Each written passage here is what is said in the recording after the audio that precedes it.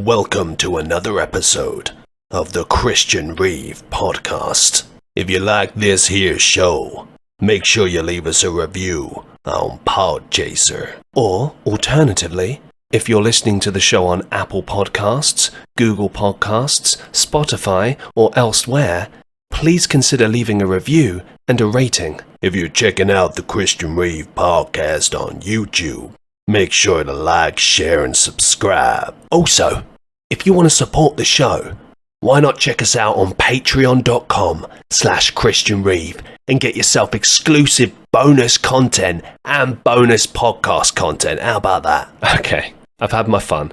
But seriously, if you want to support the show, it really, really helps us out. So thank you so much, and thanks again for listening. Hello, and welcome to another episode of the Christian Reeve podcast. Today's guest is an actor and a model and a good friend of mine. His name is James Anite. Welcome to the show. How you doing? Thank you, Christian. I'm doing very well. How are you? I'm good. I'm buzzing, man. It's been a bit of a crazy month, but I don't know. I'm hopeful again. I don't know how you feel coming into the new year. How do you feel coming into this new year? Let's start there. Well, it's Christmas time, and the New Year's always a weird time for, I would say, for actors. Well, for me, definitely, because it's not a lot of jobs going around. Everyone's on holiday, and you're trying to book gigs, and it's just not that time, is it? But obviously, I think I was speaking to a friend the other day, and we were talking about how a lot of projects were put on hold due to COVID, and also how the strikes have affected, a lot of projects as well. So basically there's a huge backlog. So my hope is coming into 2024, that backlog of work means a lot of auditions and opportunities. And so, more work for us, hopefully. Yeah, I mean, I suppose in a way, it's a good thing because, like you say, there's a backlog of work, which means, if anything, there should be a lot of work available, more work available. But at the same time, I don't know, because you know how it works with castings and stuff. Like, if it's already cast, it's already cast, and then it's just it's been delayed. Like, I found this out when I started doing extras work years ago, and I realized, firstly, just the realities of that, but also the fact that if you're coming on to set with the intention of I want to be bumped up to something, chances are really slim. And I know I covered this in the last episode with my good friend Dan, so apologies guys for repeating this, but to extend upon that point a little bit more, because what we spoke about was this idea that if you come on set and you're doing an extras role, the chances of you getting bumped up is it's just not happening. It's quite slim. Once in a blue moon it might happen, but the reason it won't happen is because everything has been cast already, and the casting process, if it's been done properly, has been done over the course of many months, and they're very particular about what they're looking for, and they've already got that in place. So if you get bumped up in that specific scenario, it will be because at the last minute they realized, we need this, and we don't really have anyone. Okay, this person kind of fits this. Let's just give this a go, just because we need it for this specific scene or this moment or reaction or whatever the fuck. Part of my language, but that's kind of where the focus point is, right? Yeah. But I don't know. That being said, if you leave things long enough, because our industry is so much focused on project by project basis, it will mean that if something is delayed long enough, maybe people will drop out on certain projects because they're no longer able to fulfill those obligations anymore. Yeah. So I don't know. Depends.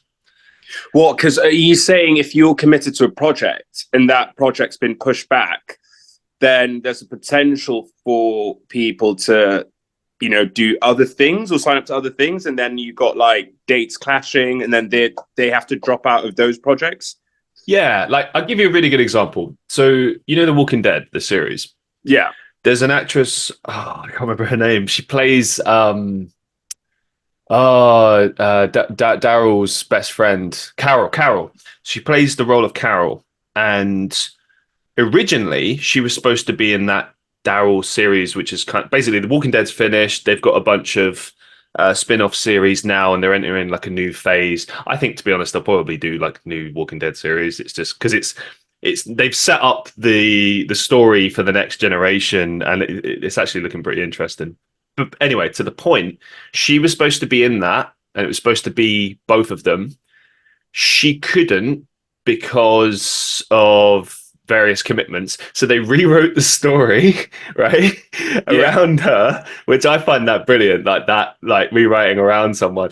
And then, spoilers, guys, if you've not seen it, sorry, she appears right at the very end of that, which then sets up for the next thing. So she's obviously going to be involved in the next thing. In the But next thing, yeah. but the point is, it's not that the actress doesn't want to be a part of it. It's that, and she'd said this in the press around the time of them saying like, "Oh, why are you not in it?" She was like, "I just can't because I'm doing other stuff." Yeah, she's got other stuff. She's made other commitments. That's the thing. That's the thing. Yeah, once you've signed the contract, that's it. You're commit. You can't do it. You know. Yeah.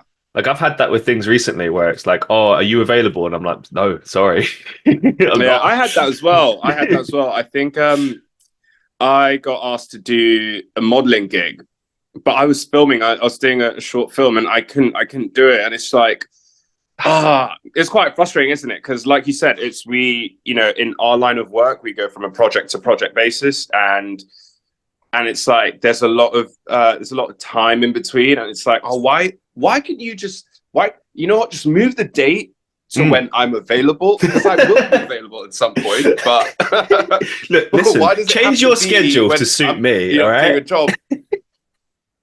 No, you're. Do you know? I think you're right. Like, I think it depends because so a lot of productions will be quite, I would say, flexible with that. But other times, it's like they just can't. Whatever. Like, if it's Yeah, yeah, yeah. they say it's a film, they've booked that time out, they've booked that place. I get it. I understand. But like with modeling gigs, a lot of the time you can push that. I mean, I don't know. I feel like it's different, and also it's frustrating as well because with modeling gigs, it's like that's just easy money, man. You just show up, Yeah, it boom, is. It is, done, man. Yeah, leave. modeling Ah, gigs, commercials. It's like 2 or 3 days of filming most, and yeah, it's a nice paycheck. oh, man. Okay. I normally start with like running through a person's kind of career and everything. We'll get there, but I want to kind of just continue focusing on 2024 for a second. So like, well, actually, how many years have you been doing acting now?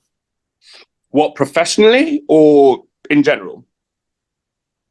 Let's say both, because I mean, I think it starts at the point that you kind of, originally started going with Yeah. it. So, So I did my first play when I was 17 years old. I went to a school called Charterhouse in Surrey. I hey, did my first play, One Flew Over the Cuckoo's Nest. And that's where my journey began. So I've been doing it for 11 years. Uh, I'd say the first sort of like 5 years was on and off, going to uni. I didn't study acting at uni. I studied transport and business management. And I was kind of doing, I was doing like, I'd be in like a friend's music video, and I was doing like, I'd go to an acting workshop, and I was kind of like in and around, but at that point I didn't think about doing it as a career, taking it seriously. It was just a bit of fun. And then I landed in an agent somehow. We've got the same agent, man. we'll talk about it. Woo! We'll talk about it. So I got an agent, and then and yeah, I was like, oh shit, maybe I will take this seriously. Maybe I will do this as a career. So I'll say professionally for the last like 4 to 5 years, really. I'd say from like 2019, that's where it started. And but here's the thing: around the time I started was when COVID happened. Was the pandemic. So I got an agent, and at the same time, I got a job at Amazon as an area manager. So I was like, I'm going to be a manager at Amazon, and I'm gonna do auditions, and then like at some point, I'm gonna get a role, and I'll be able to leave Amazon. And that's not exactly what happened. But I worked at Amazon for a year, and I just didn't have any time for acting, man. I just didn't. I didn't. I had to focus on work and a lot of responsibility being a manager. And I was in a relationship at the time, and it was a lot. And then I came out of that relationship. I was going to say I got out of the relationship like I fucking escaped or something. Sometimes it's like that, No, man. I that relationship ended, and yeah, and I moved back into London, and I was like, you know, I'm going to focus on acting, and so I picked up bartending because that was a flexible enough job, and it allowed me to do auditions and go film, you know, for a week or 2 weeks, whatever, and still have a job, you know.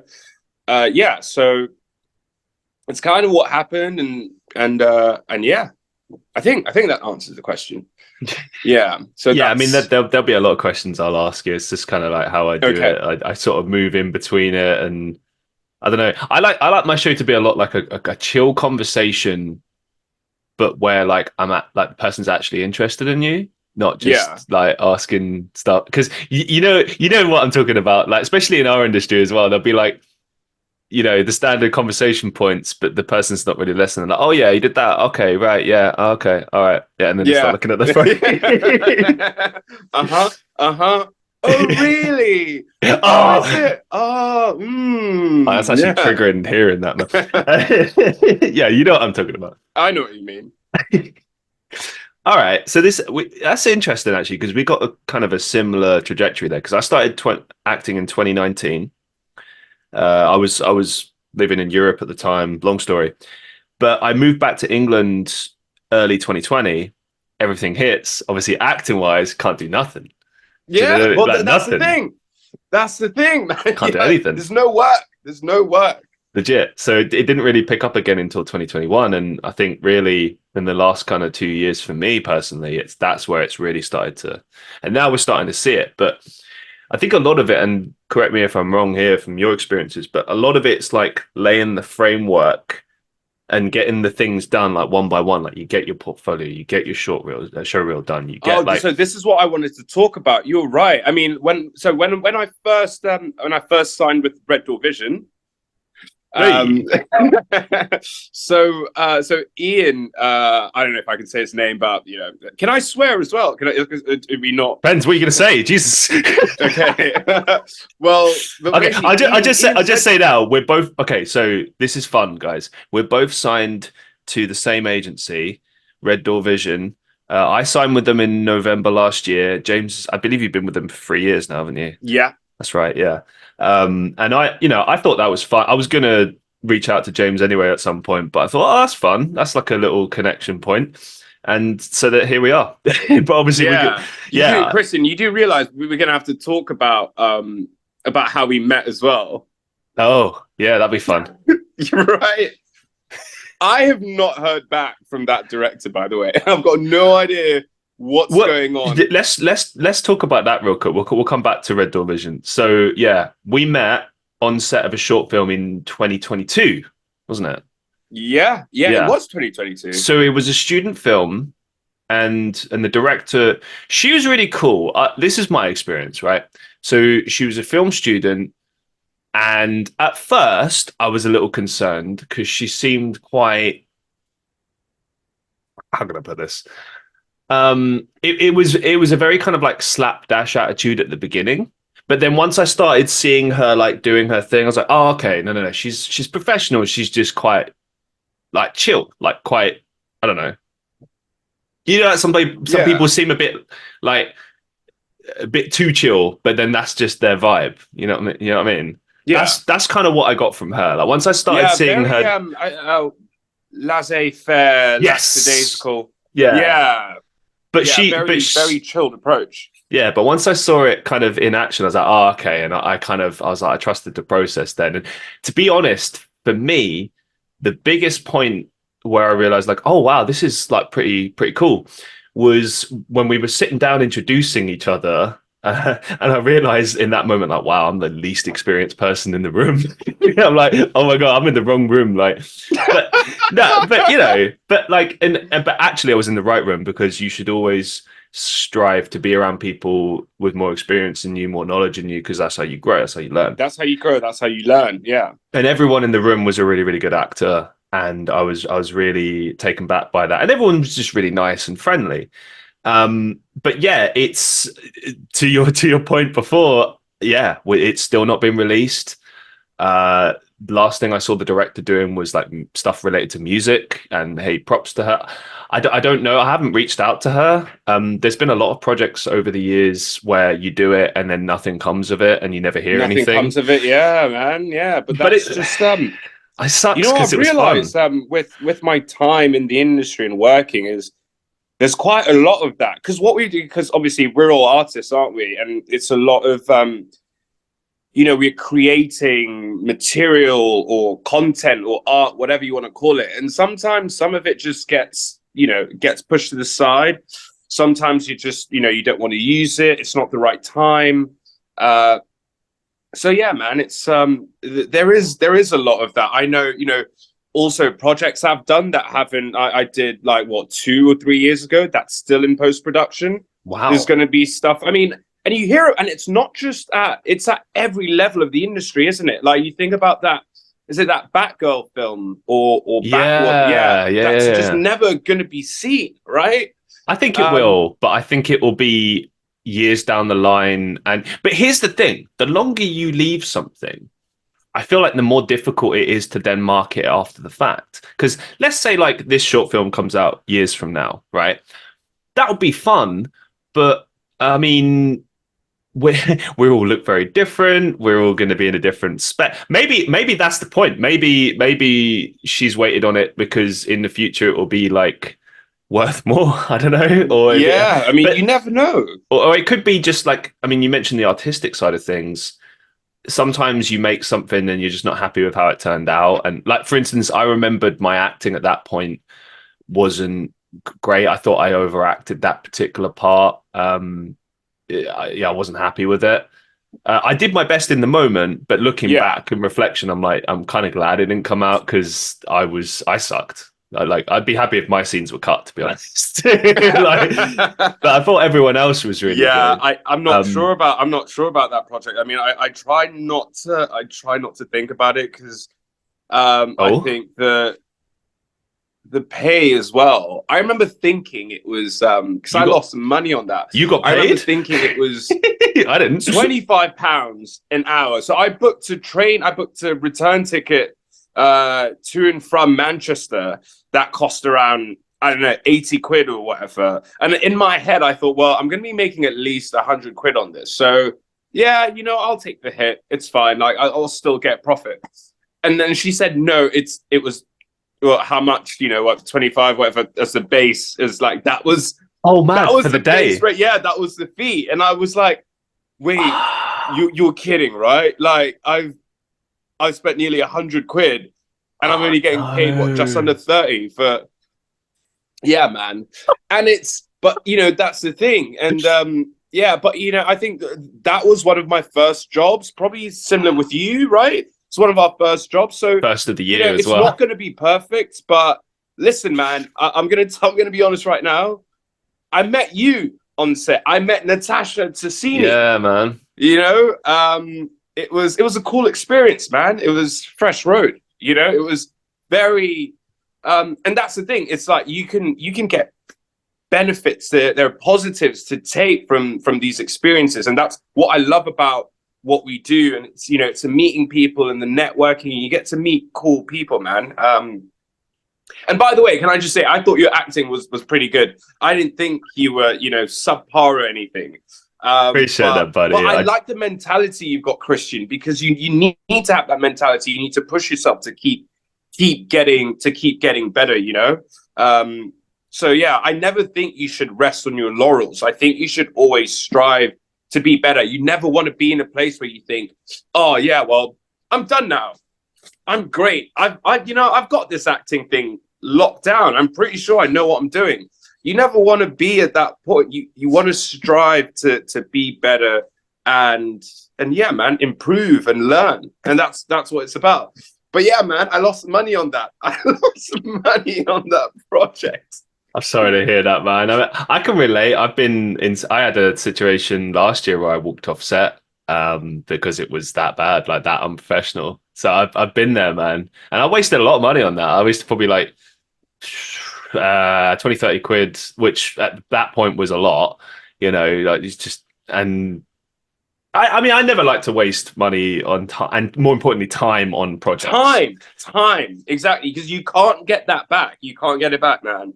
Like I tried something different with learning my lines for that particular project, and I was incensed that not only was I not treated well, but the director just didn't seem to care. Like I remember when I'd confronted him about it, his response, amongst other things, was to say, "Oh, it's okay. I'll just cut that scene out.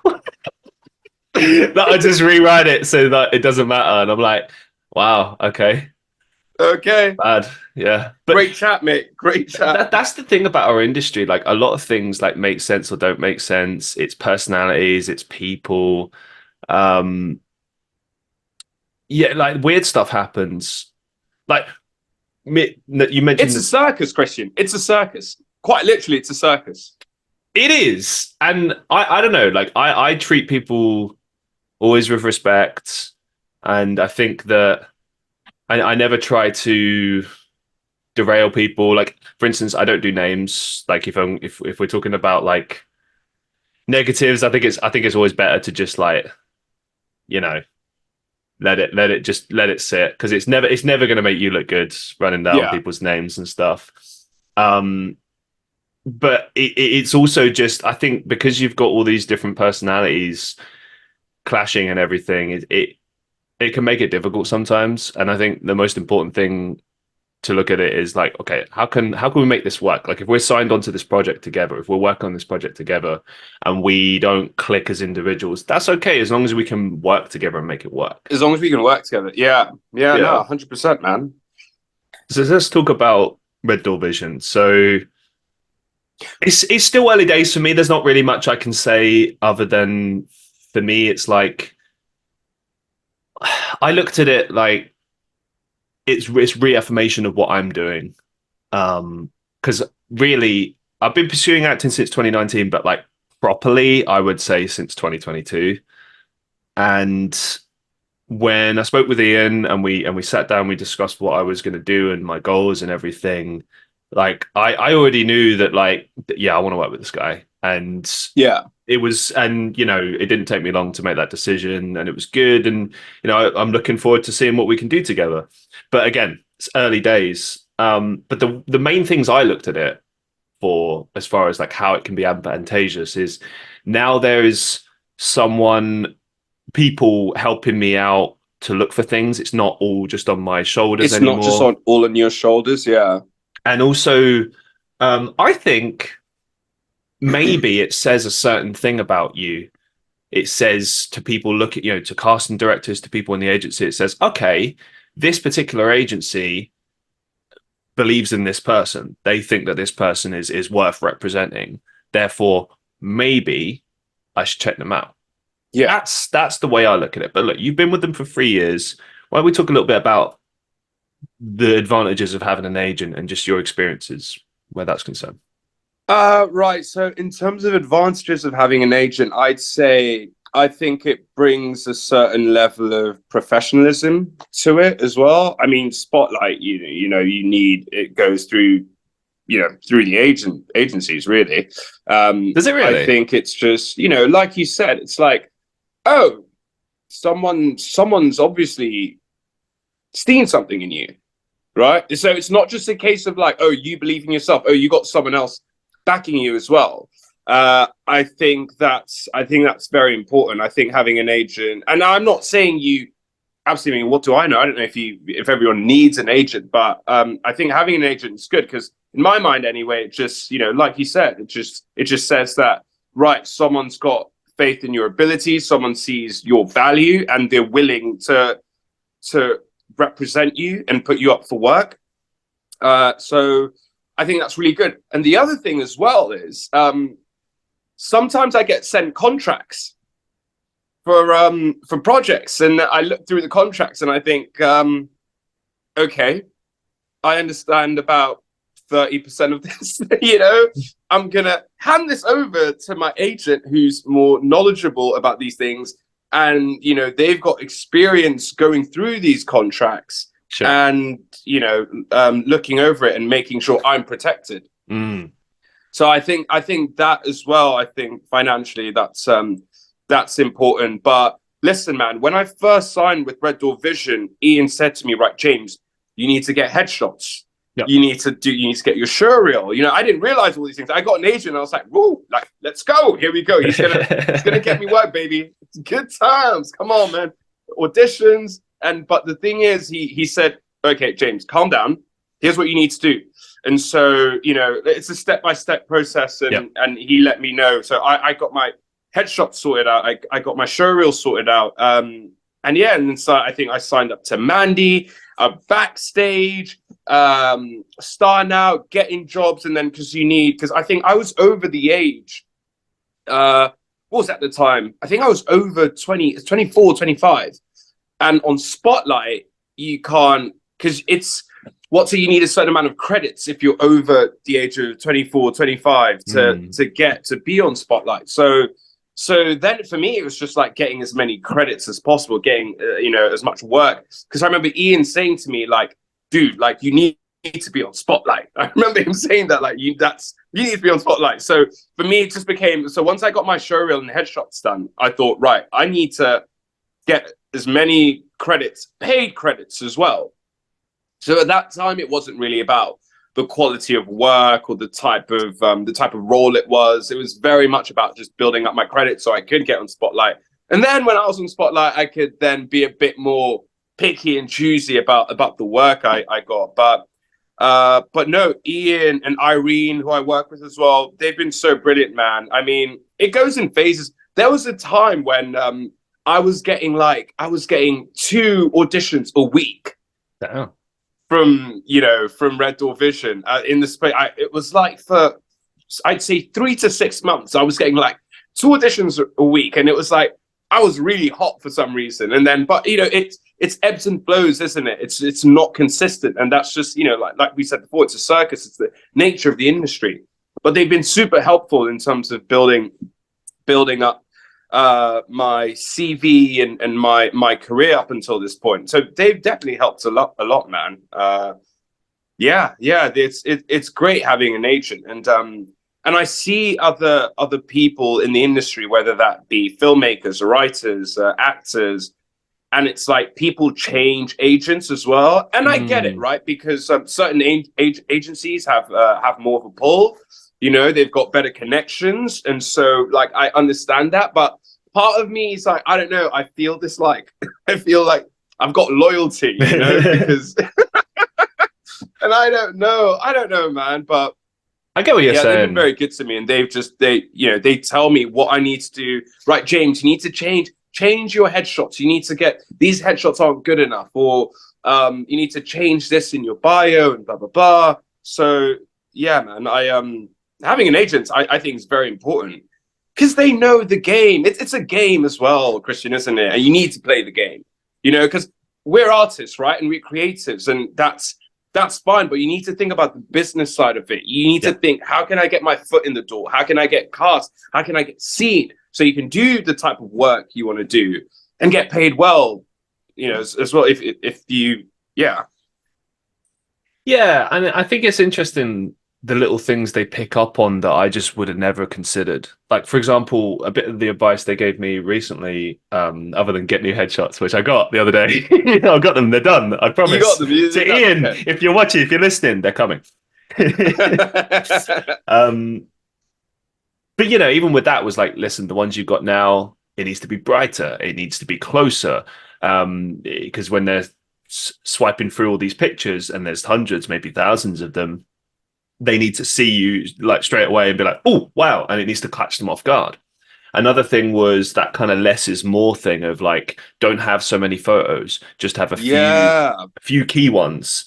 And, and that's kind of an ethos I've carried in everything I do, is this idea of less is more. For instance, I'm getting a lot more pickier with projects now because I'm starting to realize like, okay, we've gotten to the point where we've established I can act, and that, I've done stuff. Now it's more about choosing stuff that will really test me, make me a better actor, show what I can do from a versatility perspective. Like, you know what I mean? Like, because so much of acting is about making yourself as employable as possible. How much can you do? It's very easy to do the same role again and again and again and again. And look, if you want to do that and you're happy with that, great. But then there's fusspots like me that just I get bored and I want to try a lot of different things. Yeah, And you want to try something else. Yeah. I mean, that's the yeah, thing. It's a bit like, it's like anything in life, isn't it? Like you don't, if you keep like eating the same meal, or you right. keep doing the same workout, whether you get bored, you want to, that's why we need to try different meals. We need to travel, experience new things. You don't want to get bogged down, having similar experiences all the time. I mean, you don't really grow from that. But on this point, I want to ask you because I remember, people always ask me like what type of actor are you? And I was always, Ooh. always confused. I'm like, what do you mean? What type of actor? I mean, I want to act. I want to be in projects. But that's something I've started to think about a lot more. I think when you think of certain actors, a lot of actors bring something to the table. If that makes sense, I feel like if I named an actor, you kind of know the role he's going to be in. It doesn't matter what the story is or the project is. You kind of know what character that guy's going to play, right? And a lot of actors have made a career off that. I'll say a few names: Jesse Plemons, Willem Mm. Dafoe, Hmm. Anya Taylor-Joy, potentially. Yeah. Certain actors have something about them that just makes them right. Maybe they're very good as villains, Hmm. or and antagonists, or other actors. They've got a face of a protagonist, and so a lot of it is like you can't really change how you look or the sort of energy you bring, which is very interesting. And then you've got to sort of translate that into your headshots, and your showreel, and then you've got to show, the qualities you bring that another, potentially no other actor can. Do you see what I'm saying? So it's like that whole thing of like, what type of actor are you? I find that very interesting. I don't know what your thoughts are on that. And then you've got the other thing as well, where people are like, what kind of acting? What kind of acting do you do? Do you stage? Are you theater? Are you a comedian? Are you do you do musicals? Are you a screen on screen actor? Like, yeah, man. I don't know. What are your thoughts on that? I see it twofold. There's the way you see yourself and how you envision yourself and what you believe and know that you can do. And then there's what people see for you. Like, I'll give you an example. Okay.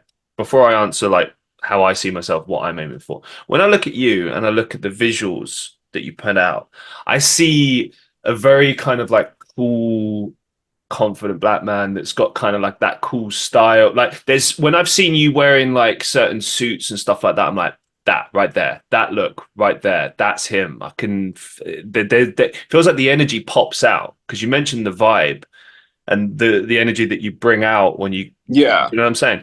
But then you're not inside that person's head. You don't know. Maybe that's one look that they like. Maybe they hated that. You don't know. Do you yeah. You know what I don't mean? know, do you? Yeah, That's the thing. Like people always say, "Oh, Christian, you should, do fantasy stuff. You should be whatever, like a Viking or a vampire." And like, look, I can visually see that, and I have an idea of what I would do with those characters. But to be honest with you, what I like to do is reinvention, constant reinvention. Like take characters that you wouldn't expect me to play, and try to make that happen, and try to find my process for figuring out a way to do that character in the most believable way possible. Because it's I very easy got to, you. you know what I Kind of mean? go against the stereotype, right? 100%. 100%. Yeah, because it's like even what I mentioned there, like my vision of you in a particular sense, that is a stereotype in of itself. We've seen that again and again and again. And like Yeah, I don't know how you view yourself. We'll get into that in a second. But like I try not to pay too much attention to what people think of me and how they view me because it's very easy to let that seep into how you view yourself into and your consciousness. Yeah, right. I think you have to just kind of keep going with what you think, even if it doesn't make sense to everyone else. Just keep doing your thing, and that's how it's going to work out, you know. But I will say this: if you're trying to show the world that you can do something and no one thinks you can do it and no one sees it, I think eventually you just have to prove it. You just have to You prove that have you to can do prove it. it. Yeah. You just have to like throw like I know that's gonna have to be the case for me that I'm gonna have to break the mold and show people that okay, these are the types of characters I want to go for. This is the sort of stuff I want to do. Um, is and it's always going to be that way. But then I think so much of life is that people set limitations on you. They tell you what the height of what you can achieve is, and I'm Yeah, they just try and put you in a box, isn't it? I feel like yeah. people kind of see you, and we were talking. I mean, I was speaking to I think we were talking about my brother and I. My brother's and he does editing. He does film editing, and he's Mm, edited a few short videos, music videos.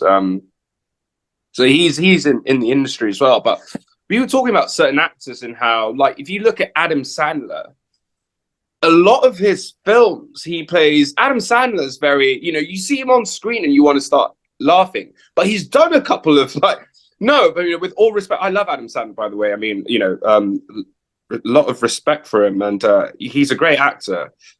But people get, and not just actors, I feel like human beings, people get pigeonholed into certain things, and you see someone as something, and you can't really, think of them as anything else, and it's like, well, we know you as a businessman, or you're a doctor, or you're a writer. Why do you think you can go off and do this? And yeah, it's just like people associate you with something, and they think, and they kind of just put you in this box, and that shouldn't be the case. But going back to Adam Sandler, it's like, because he's done a couple of serious films, Uncut mm. Gems with the Safdie brothers, and he did Punch Drunk Love, which is one of my favorite films with PTA, Paul Thomas Anderson.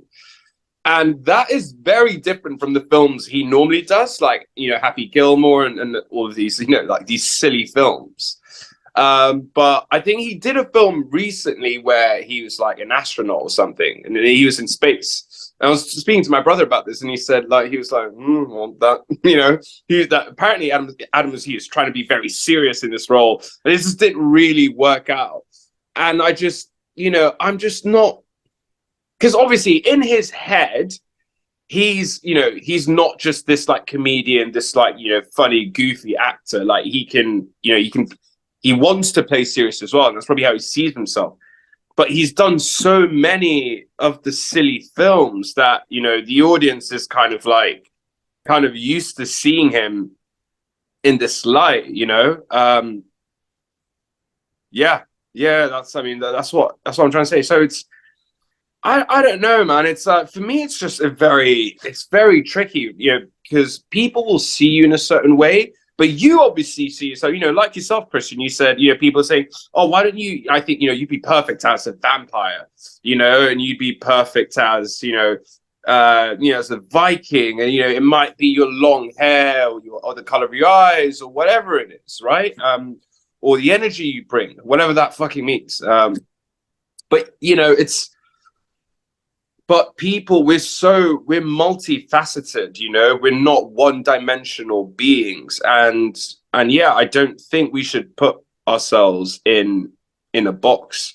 Yeah, and we should always, I mean, especially as actors, the whole point is to be everything that's not, that's Yeah. not you, or not, like what you're about as Christian or as James. You're playing another character, you know what my dream is, Christian? My dream is to be in a film and people go, "Who's that actor?" They have no, they don't know it's me, and then they're like, "Oh, that was James." Like, yeah, that's my dream. If I can, fully immerse myself and just be completely different to how people see me or view me. Yeah, no, I'm right there with you, man. That's exactly how I want it to be with myself as well. Like I think, and I mentioned this in my conversation with Dan in the previous episode, that you kind of have to destroy people's perception of you. You have to deconstruct. And I gave a few examples in that episode of, like Daniel Radcliffe, as Harry Potter. I think that's a really good example. Or Bryan Cranston as just that dad from Malcolm in the Middle. Both of them had basically systematically destroy those characters and create new alternatives. Bryan Cranston did it successfully. I think Daniel's still working on it. Daniel's still working on it, I think. Yeah, He's getting there though. I feel he like is. and I've seen some really great stuff that he's been in. He's such a great actor, but it's like the trouble is, it's not just what like people think of you; it's the industry as well. It's a combination of it. Like, I don't think there's anything wrong with leaning into the interests and how things look, but at the same time, you just have to be careful because, like you mentioned, it's very easy to get pigeonholed and thrown into a corner, and that's all you can play.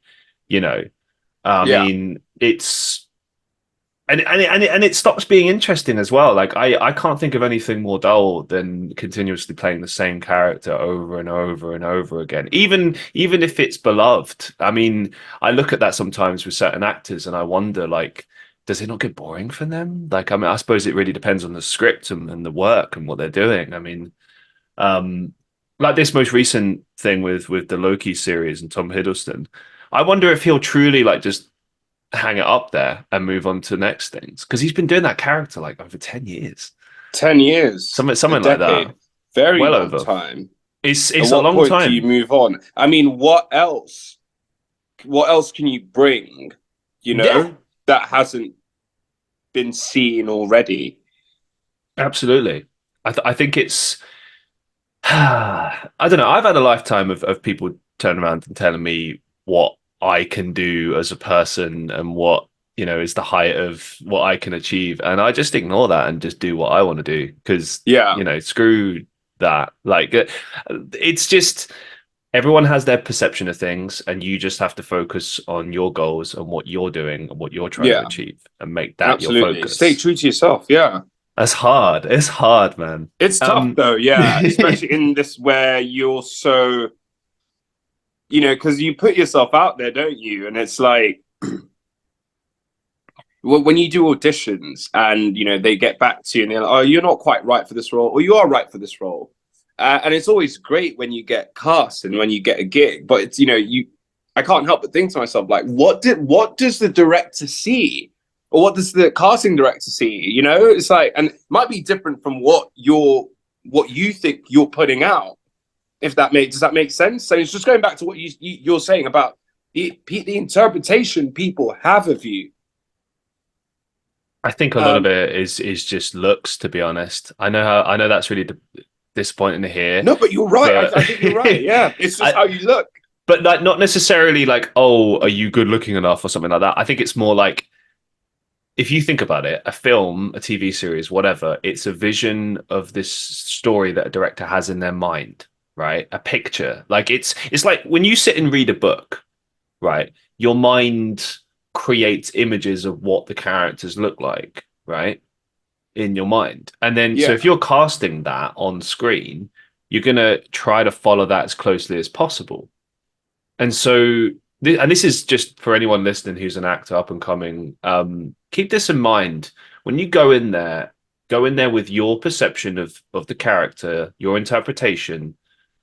Give it a go, and then leave that room. And don't worry about if you didn't get it or not. You just make sure that your interpretation was the truest interpretation of what you were trying to interpret and put across. Because at the end of the day, the director is going to go with what they're thinking about. So that almost has nothing to do with your performance. with you. Yeah, yeah, Like I see it like a job interview. When you walk in, that'll pretty much decide whether or not you've been cast. Everything else is kind of window dressing, really. Unless the role has nothing to do with the look. That I know there's a lot of roles where it's more about an actor's ability to portray certain emotions or certain things, and then maybe it will be down to the performance. But then even with that, it's like things can be manipulated. I'm sure you've had this on sets many times where you had a particular idea of how to play a character, and the director wants something totally different, and then yeah, and you do yeah, it that way, and you're like, I don't know, I thought my way was better, yeah. but you go with what the director wants, and sometimes It's it his works, film. It's his vision or her vision. and sometimes it doesn't work, and it's like but you do what you can, and I don't know. I mean, it's a learning experience every time, isn't it? I guess that's what keeps it fun and enjoyable. Yeah, keeps it fun, keeps it on his toes. I think no, that's the thing. You're right because I do so much prep and I try and figure out. I'm like, okay, who is this character? And I like to draw inspiration from different people. Sometimes I take inspiration from people in real life. Sometimes I take inspiration from people, characters in movies, and I just like like kind of merge these ideas or like aspects of their personalities or characters together, try and formulate. But the thing is, I want to be loose and free on set because I know the director's going to be like, okay, let's how about we take it this way? You Yeah. never want to be sort of stuck in your ways or have a certain mindset like this is the character. And what I hate? What I hate is you have a character. There shouldn't be any rules, Christian. There shouldn't be any rules. And here's the thing, because in real life, what I said to you earlier, we are multifaceted, right? We're not one dimensional beings. Sometimes I don't know what I'm going to do next. Sometimes I act out of character, so what does it mean to be in character? So I try and be loose and not like things like, oh, like my character would never do this, or my characters, I mean, I'm not saying don't do that. Like, yeah, you should be thinking about who the character is and the sort of actions that character is going to take or what the motivations are going to be. But I think you should be free enough where you can take ideas on board from the director or the script supervisor or the producer or another actor. It's like, oh, why don't and then because it's a collaboration, isn't it? Yep. And then you can. But I think the most important thing is just to being true to the character in terms of the character's intentions and their motivations as well. But I definitely want to be loose. I don't want to be like set in my ways about who the character is, because the director's going to turn around and say, no, let's try this or let's do this. And you don't, you want to be prepared for that in that scenario. Yeah, and I think there's like two sides to this as well. Like one side is you're looking at what's logical. You're thinking, okay, if this character is feeling this way or they're this type of person, then this might not make sense. Or you try to find the logic within things. But as you said, and that's a really, really good point, human beings are unpredictable. Sometimes we do things in life that even we don't understand. Like, why am I doing that? Why did I do that? Where did that come from? That's not me, but it comes from somewhere. Maybe you're angry. Maybe you're depressed. Maybe something threw you. Maybe overwhelming sensation overcome you. Like things happen, and sometimes you surprise yourself. And I think, to your point, yes, you have to keep it open and say like, yeah, maybe there's more to this character than originally thought. Maybe this character's having a breakdown, or maybe this character is having a moment of self-reflection or a crazed moment or whatever, Absolutely. like, yeah. And I think but I will say that it's important to kind of keep things consistent too. Like I always like to look at that.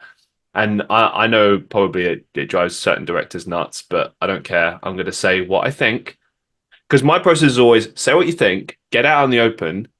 And then if the director is still like, oh no, we're doing it this way, I'm like, okay.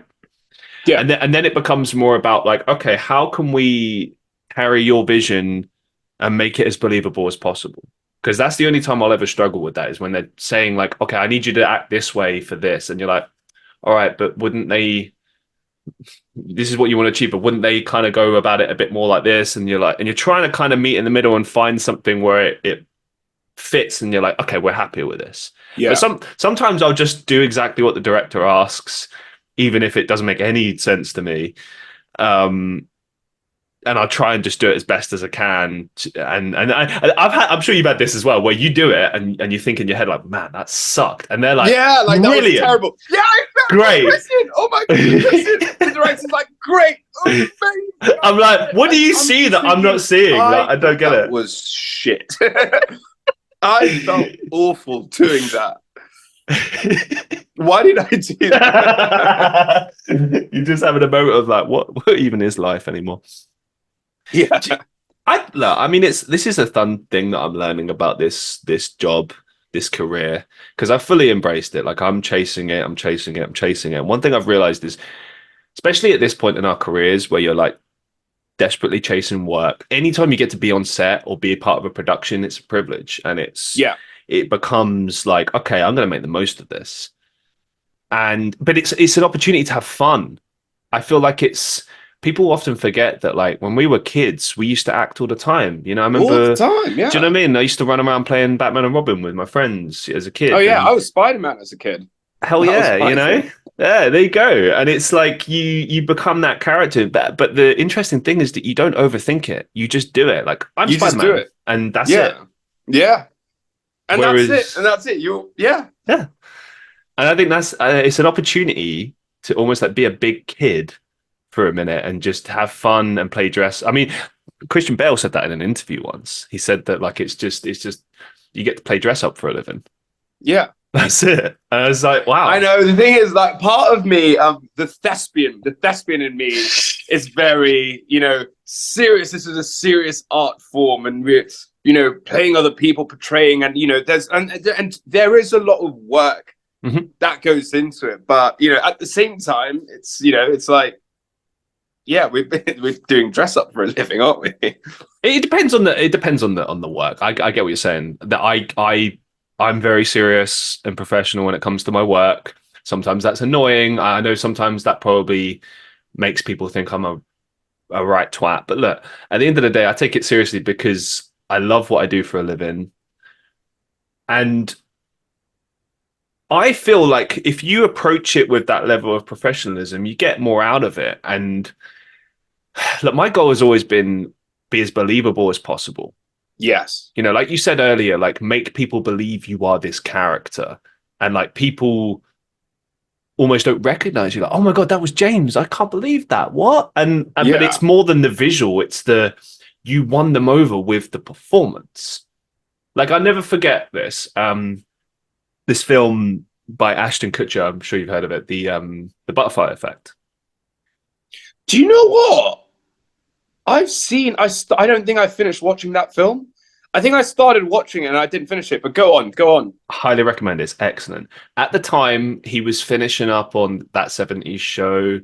He did Dude, Where's My Car? He was playing that kind of dumb, like, haha, like, dude, what? That kind of Oh character. yeah, yeah, But here he is doing a serious piece. That for me made me realize, oh, okay, he can act. This boy can act. He's a good actor. But the bigger thing that I think I realized with that performance is that you can completely become a character to the point where the audience forgets who you are. And I feel like that's the most important aspect of this is that every time I'm on camera, I want it to be that you don't think that it's me. You forget that it's me. You yeah. you know you see that character. You see that person. Like I'm a real stickler for stuff like that, realism on set, and I know it probably to some people it's like, oh, it's cringe, oh, that's annoying. Like I don't care. I really don't care. Like for me, the most important thing is believability and realism. You're you know, right. I think because the thing is, listen, we go to the movies, right? Or you're at home. You Love it. stick on Netflix, Amazon Prime, one of these streaming services, streaming platforms, whatever you want to call it. It's it's not real, right? So it's kind of like, well, What do you mean? it's What? not. So it's to me it's like right. I'm taking right. How long is it? An hour, 30 minutes to watch a film, or a couple hours, right? If it's not a series, right? 2 hours of your time. It's suspension of disbelief. This is why we watch films and we watch it.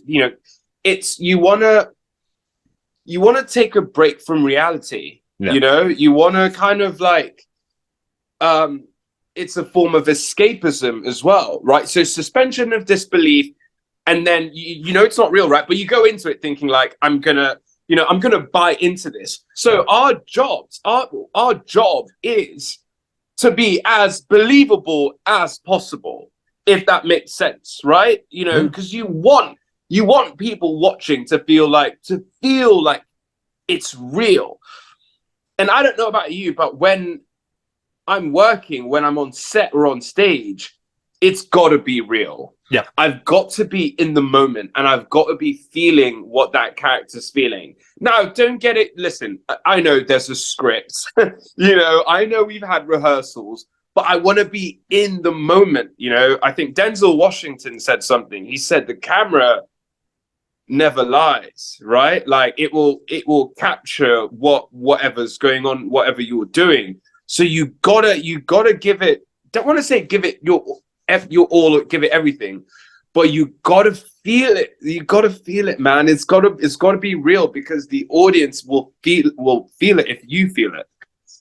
I was explaining to a few friends the other day about my process for acting and emotions, and I said that I kind of subscribe to the Stanislavski method of taking real emotions and putting it into that character. And Thank you. It's a lot like like those, and this is how I explained it. Those old like motors that you sort of wind up yourself, and it takes a while, and then eventually it's like going, and the motor's working. But Yeah. you have to. It's a bit rusty at first. You have to kind of keep twisting it until it starts running. Yeah. That's what I feel acting is like. Because, for instance, I find it quite easy to tap into like anger and despair and depressed states, but I need a couple of just minutes to get into it. And to be honest, absolutely. And I'll say this: anyone who casts me in a film, by the way, pay attention to this. So if you want the most out of me, push my buttons. Keep telling me that no, that's not enough. No, that's not enough. Keep pushing, because then I'm really going to start to get annoyed. But the difference is I don't take it out on people. I use it in the character. And then eventually you pull that emotion out of yourself and then you're feeling it. Yeah. And then that's real. That's what that emotion is. It has to come from somewhere.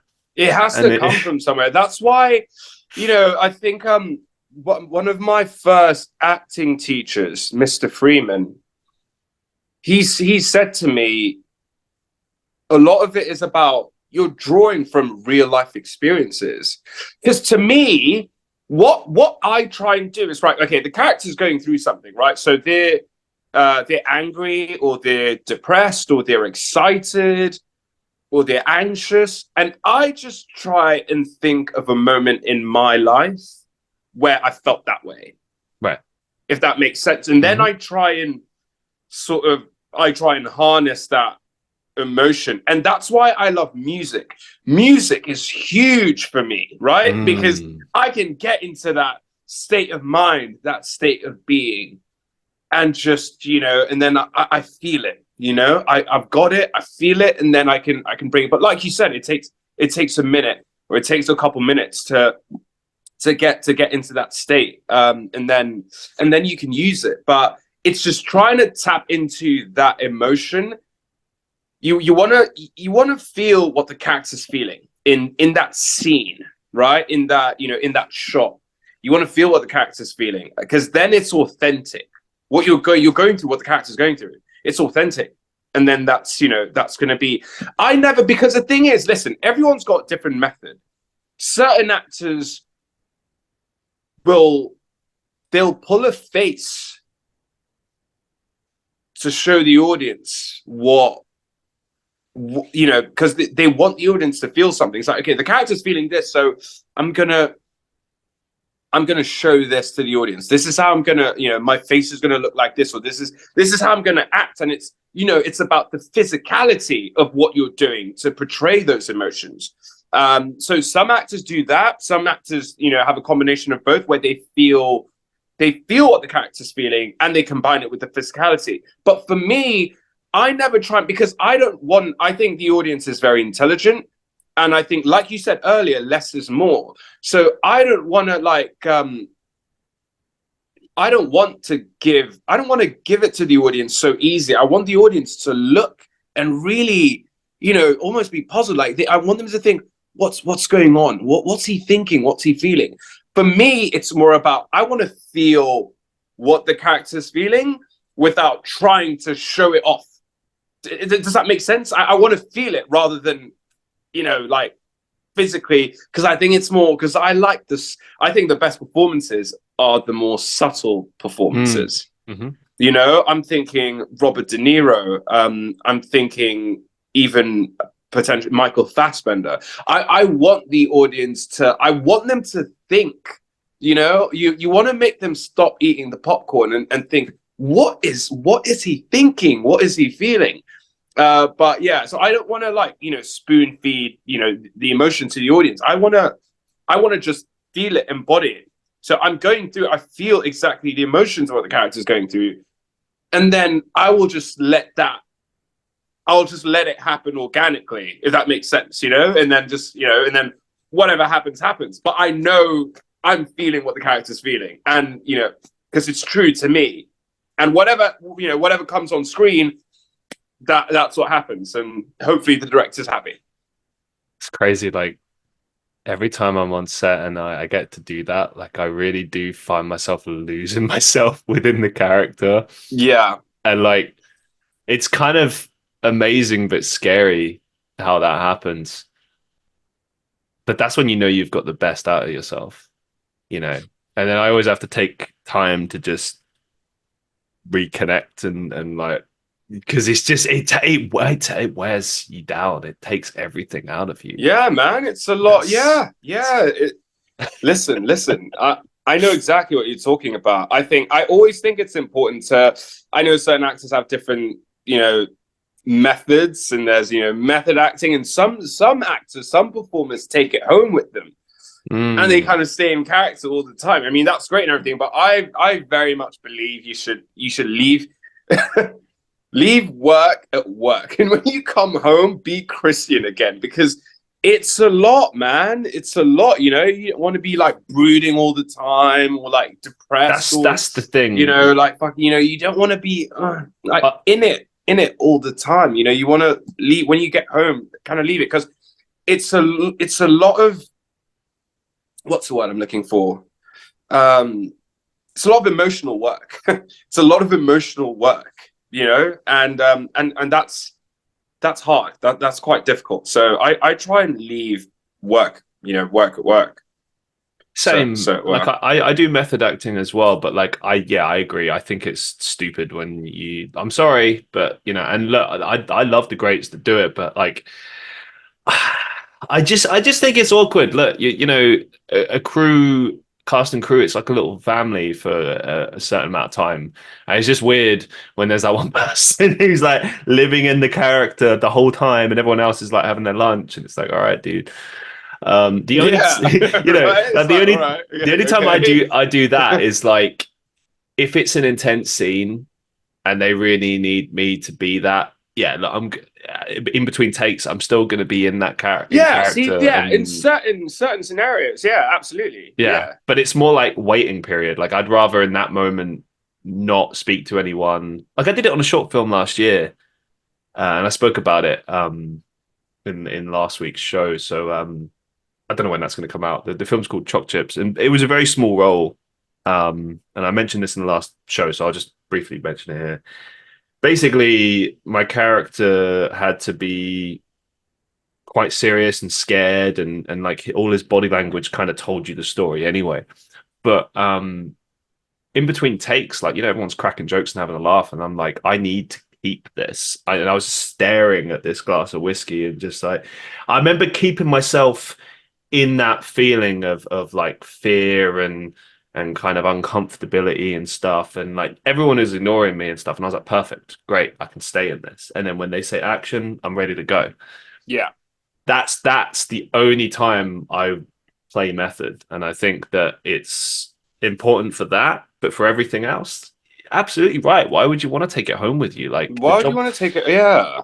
Do you know what I mean? When you hear about couples breaking up because like their partner was just living in the character and you're like yeah, I know. I mean, the only other thing I'd say is I imagine like when Austin Butler did Elvis, I'm pretty sure he took that home with him, definitely in terms of the accent he was speaking in.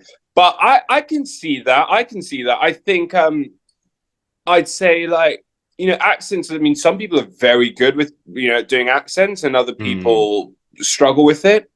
I feel like if it's hard picking up another accent, then you want to sort of keep the accent, Oh, yeah. if that Like makes Andrew sense, especially Lincoln if it's far off with from Walking like Dead. your natural accent. And Mhm. because you don't want to come to set and start thinking like, oh, how am I gonna enunciate, these words, and yeah. So I can understand that, but like if if you go home and you're still in character and you're still this other person, you're on the phone to your parents or to friends, and you're like, nah, call me John, call me John, man. Like it's. Oh, I don't know, man. It's a weird one in a way because I think acting makes you question yourself a lot as well. Like it makes you think about because if you think about it, you create a character, like you are a character when you play. Like I think Jim Carrey said this as well, that you play a character throughout your life, and there's different layers to your character, different roles that your character plays. Yeah, So everyone's an actor. and you're a different character to different people. Yeah, like that old saying, in someone's story you're the villain, someone's story you're the hero, You're the etc. hero. Yeah, Crazy to think about. But I it's mean, crazy to think about, isn't it? so much of that comes down to what we've been talking about as well. It's the way you make people feel. Yeah, It's less about what you say and more about what you make people feel that really kind of elicits a response from them. And I think that really ties into what we've been talking about with acting on film or stage is like, yeah, you can you can throw your arms and wail around and tell everyone I'm angry, I'm scared, I'm upset, but really it's the little things. It's what you don't say. It's the thought process that your character is going through. That's where the real story is told because that's what human yeah. I'm beings so are happy you like. said that. Yeah, That's what that you think about it. Like I was telling someone in the pub about this the other day. Like, um, Michael Caine said it when he was teaching in the 90s at the BBC. He did a series of lectures and they were adapted into a book series called Acting. I think it's called Acting on Film, Acting in Film. I've got it here on my bookshelf. And basically, he said a lot of he had a lot of great advice in that book, and I really recommend anyone that's an actor or a filmmaker just check it out and read it up because it's really really good stuff. He was basically trying to convey this idea that like when he was doing educating Rita, it goes back to the whole less is more thing, but it's also about trying to think about what happens in real life because in that role he had to play a drunk, and so his way of doing that was to play him as a guy trying to be sober because often when you're drunk, you try to act sober. You try to prove to people, I'm not drunk. What do you yeah, mean? You know, that's the key. Because obviously, when people, when you get told, like, oh, act drunk, you're like, oh, like yeah. that. I know. And, Yeah. and like, that is a part of being drunk, but that often is not what it is. It's often trying to act sober, trying to, you know, capture that realism that you see in everyday See, life. I wouldn't have known this, Christian. I wouldn't have known this when I first started. I think I did when I first started acting. One of my one of the earliest things I did in at last final year at Loughborough University, I did a musical called Hairspray, and I had a tiny role in that, and I had to sort of. I was this character. I had to play drunk, and of course, I did. I did the whole walking, and it's like that's. But I think and this is what's so beautiful about you know growing and learning in the industry. It's like it's the nuances and these little like look at that detail. Like, well, how would a drunk person actually act or behave? He wouldn't actually be all over the place, and to I'll tell you this. Well, it's not really a story, but I remember being absolutely out of my mind drunk. I mean, Christian, I was fucked. And the next day, people said to me, "Oh, James, you were fine." They're like, "Oh, you were cool." Like, apparently I could walk straight. I could, I was fine. I couldn't really hold a conversation though, so I wasn't speaking a lot. And I got it. It's like because when you're fucked, you're just trying to do the basics, right? Stand up straight, walk over here, open the door. It's a little thing. What And like people don't see it. People don't see that you're out of your mind. earlier you mentioned the idea of nuances. So if it bit of acting class for everybody here. So if you're trying to act drunk, pay more attention. Like when you next go out, maybe don't have so many and pay attention to the person that's fucked in the group. You'll notice that little things happen, like their eyes are kind of hazed over. There's a little bit of a kind of, I'm gonna put this. There's like a grogginess when they're paying attention. So they'll be looking at people like this, and there'll be a lot of it. Because normally when you're sober, you're just sitting there like that. You're just chilling. Yeah, You're in yeah, control. When exactly. you're drunk, you're kind of you're not really in control of your body anymore. Your body kind of Yeah, sways a bit more. Like you said, you're trying to keep straight, and you probably think like I'm in you probably control, think you're fine, but you're not. Your but your you're your not. eyes are hazing over, and every now and again, your body will And throw when you you. blink, it's quite slow as well. Right. Do you know what I mean? Exactly. It's like, Yeah. Because you're tired, your body's working overtime to try and yeah, compensate and pump through the crap out of your body, and it slows down everything. I think if anything, like you want to convey a drunk person, slow down your motions, but don't overdo it. Try to remember that like so much of that performance is going to be about uh, a lack of control and not so much like swaying and stuff. Like because it swaying is like what happens. Like let's think about it. We've all been that drunk. Chances are that's right at the end of the night when yeah. you're like you that's time to go home. Like, Mm, do you know what I mean? Like it's and you're probably two things are going to happen. Either one, a friend carries you out, or two, you fall on the floor. That's kind of, do you know what I mean? You yeah, kind of like scuffle out or whatever, fall into the cab. But like that's realistically the extreme of it. But you want to yes, capture, especially if you're doing a scene where you're talking and there's dialogue, you need to capture the bit before that where it's not quite full, full, full blown. You're kind of like a few steps back.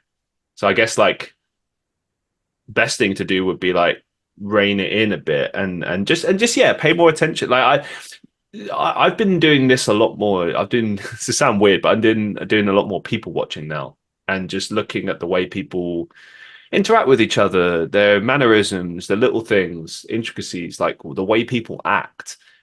You mentioned earlier about how, oh, it's maturity. I was playing a drunk person wrong. No, you weren't. You were rising to the occasion for that production. Hairspray is a musical. It's throwing yourself around. It's energy. That's what you're yeah. expected to do, right? So you did it perfectly. Now, if you did a film about a man who has an addiction problem and you played the character the same way, you're right, it would be inappropriate, but that's a different medium. It's different Mm, energy you're bringing to the performance. It's a different approach, absolutely, yeah. you know? Stages, it's bigger, isn't it? Stages, you got to be you sort of very expressive, flamboyant, big, So and much of it is totally different. Like if you look at the beginning of cinema, it really teaches you a lot about how TV and film became what it is today. Because everyone that started in drama and theatre um, that migrated over to TV and film, they had to rein back their performances. So if you go and watch like the early movies from like 20s, 30s, 40s, right, you'll notice that there's a lot of scenes of people in rooms, and I've said this on the show before, so we'll recap here, but like in like living rooms with like a maybe like a flower bouquet in the middle of the room or something, right? Now that's where the mic was, by the way. They used to hide it there. But they would be shouting across the living room. And that's not how people talk in there, unless they're like having an argument. But it was very like dramatic and over the top. Why? yeah, Because they were used to doing that on stage, on stage, so an yeah. audience could hear them.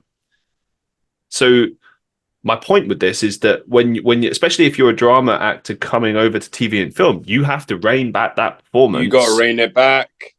and then it becomes what you were saying in the beginning, with regards to like people like Denzel Washington, where it's like remember there's always a camera watching you. It picks up every detail, even just something small, like if you think, oh, it wouldn't have picked that up, it definitely It picked did. that I up. know, right? It's like no, it wouldn't have picked. No, it did. It did It pick it picks up up. everything, Yeah, so like every small micro movement is part of that. So when you keep that in mind, and you just focus on being in your character's head and thinking about your performance. Just focus on that. Make that your focus. And that's how it will work. And that's how you'll get the best out of yourself.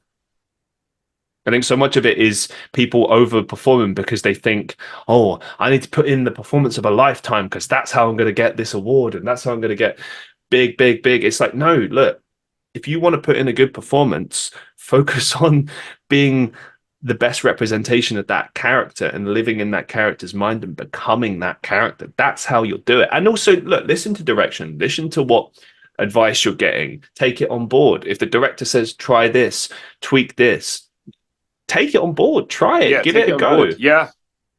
There you go. Speaking of experiences, I want to just run through a few questions just based on your experiences. So, most memorable acting experience so far? Most memorable. Okay, so that's definitely not like, most, my favorite acting experience or best, most Or memorable. it could be like whatever Um, comes to mind that's positive for you. yeah. Okay.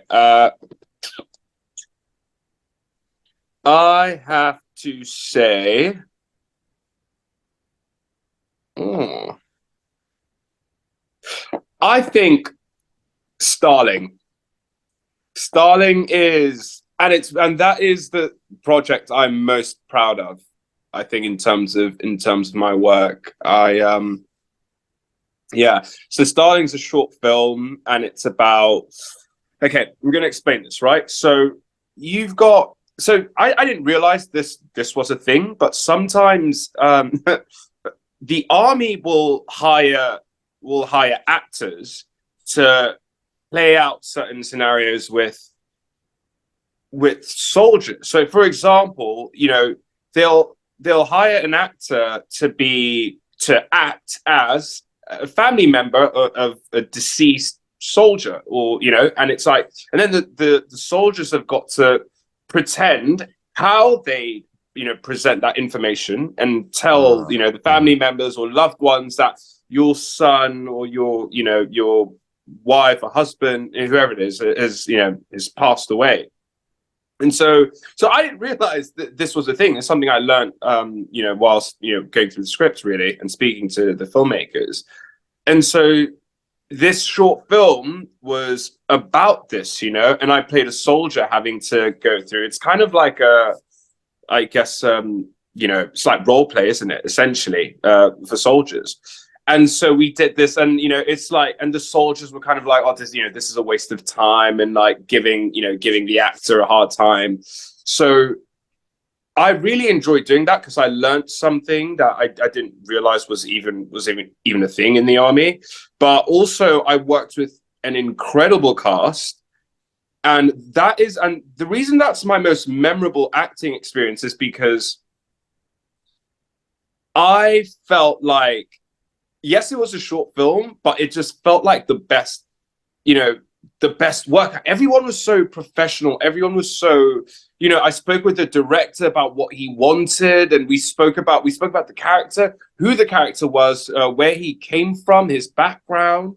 We even spoke about if the character was an animal, what kind of animal would the character have been. So there was a lot of sort of prep work that went into that, and then on the day of filming as well. I mean, we did have a couple days, but I remember we had before rehearsals. I mean, rehearsals were great as well. But I learned so much because some of the actors, the script, they've done so much analysis of the script, looking at their notes. It was a massive learning curve for me.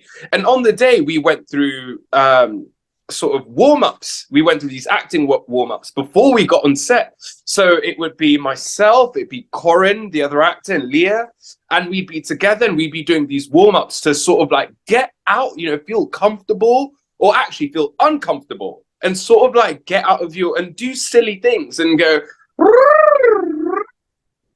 and like all these things. So it's like kind of like get out of your body, and and it was it's an amazing experience, man. And I think so that's some of the best acting I've ever done, and some of the best actors I've ever worked with. So the entire experience was just very memorable, and I'm so happy because we filmed that in 2022, and it started at the festival run. It's been at the Bolton Film Festival or Bolton Short Film Festival, and now it's going to be screening at the London Short Film Festival Wow. on Friday next week, and I'm going to see that. And that's and this is an exciting moment for me because this is the first project I've done that I'm going to see, in the cinema for the first time. So, which is really exciting. But seriously, Christian, though, it was, I mean, such an incredible experience. I mean, I learned so much. I really did. And I really felt, I didn't feel like James. I mean, the character's name was James, funnily enough. But it was, oh no, it was great. I mean, so much work. And I, what it taught me was you can do so much prep work before, and then when you're in the scene, when you're doing the shot, you've done your prep work, and so you're ready, and you kind of like let go and you can be in the moment. But it's all the prep work that was just so important to me, the rehearsals, the morning of shooting, doing the warm-ups as well, the script analysis, like understanding the beats, the motivations of the character, and it was, yeah, that's the most memorable and best acting experience I've ever had. I loved it, absolutely loved it.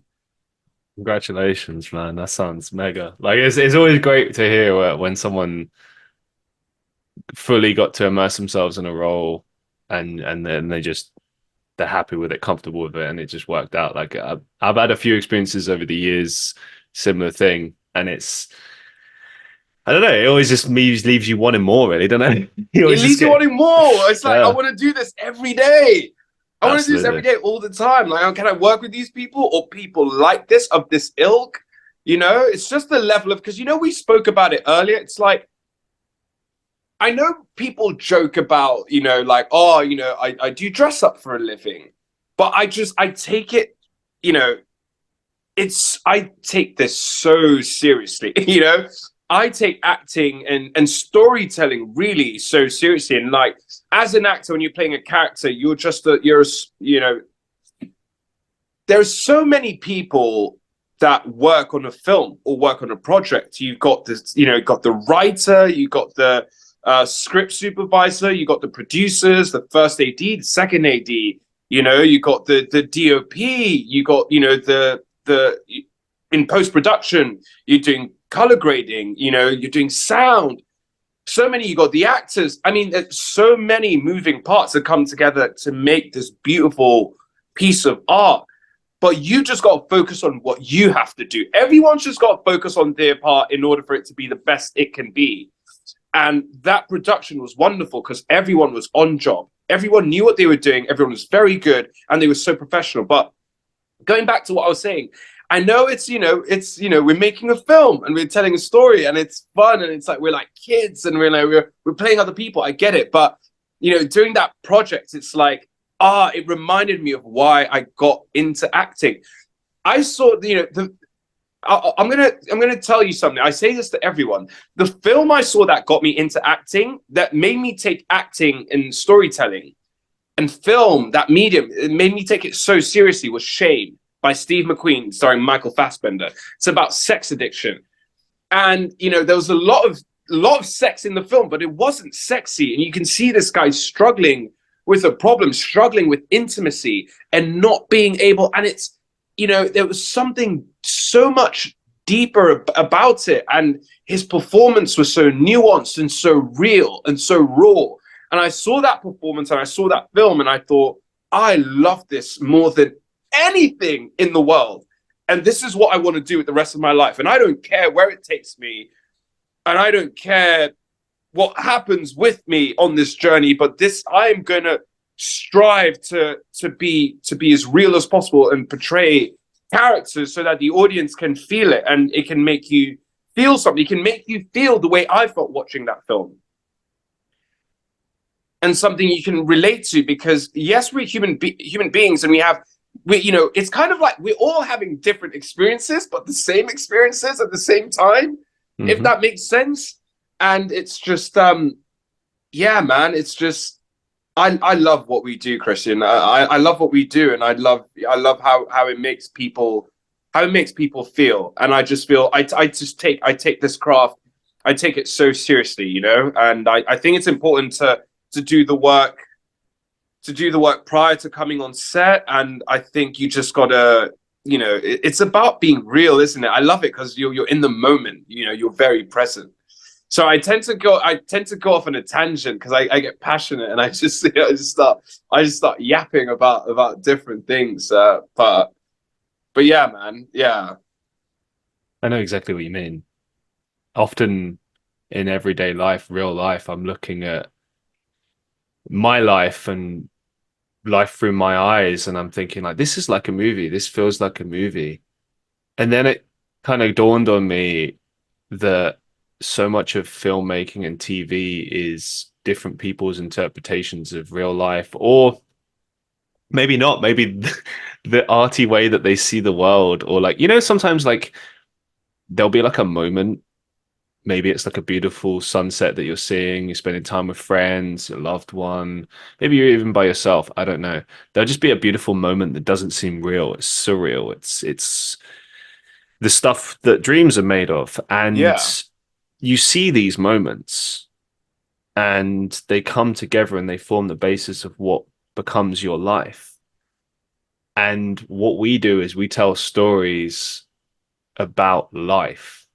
We talk about everything from the good, the bad, and the ugly. We really, the best films, the best media portrays that, yes, you know? Like when I see quote unquote like bad performances or bad films or whatever, typically it just comes down to something very simple, like the story was not there. It wasn't telling a story that's interesting or relatable or gets you thinking. Or maybe, and I'm sure you've had this before, where you watch something and maybe all the performances were good except for that one performance that was too much, too over yeah. dramatic, too, that's why I said at the very beginning of this, that my short film, you know why I was so annoyed with my performance? Why? Two reasons. One, I knew I could do better. Two, I knew that my performance would affect everyone else's performance. It would mean that everyone's hard work that they put in would be my performance is a distraction, not for them because they're all professionals, but for the Yeah, viewer, the person for the watching and viewer. listening. Yeah, And that's why I take it like yourself so seriously. And I come in there and I bust my ass to give the best performance possible so that everyone's performance together is connected and portrays this scene, this story we're trying to tell in the best, most realistic light and the yeah. truest representation of life or what we're trying to achieve with that particular piece. So I totally agree with what you're saying. Um, what's been the most challenging experience for you so far?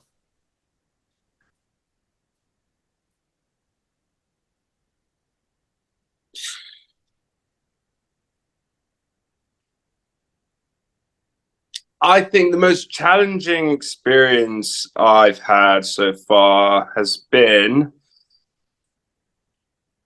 probably one of my most recent projects. I played the lead character, Paul Chester, in a feature film called Dear Vengeance. And listen, I just want to, you know, I'd like to say that I had a great time. But the reason it was so challenging is because I hadn't worked with a filmmaker like this before. He's very hands on and he knows exactly what he's looking for. And I always appreciate artists and filmmakers that they've got a vision and they're very decisive. They make decisions very quickly and they know the character, better than the actor. They know the Mm-hmm. character with like the back of their hands. And but the reason it's so challenging is because I felt like compared to other projects I'd done, I didn't feel like I had room to sort of improvise or bring my own thing, like even down to the physicality of the actor and the way. I mean, these are things I spoke with the director about, but he was very, like I said before, very hands on, and everything the character was doing. Like I said, physicality, the way he was moving, his voice, his emotion. It all came from the director, the filmmaker, and it's fine. But it's sometimes I didn't feel like I felt like I wasn't making any decisions. It felt like he was making all the decisions. And then it didn't really feel like I was acting, if that makes sense.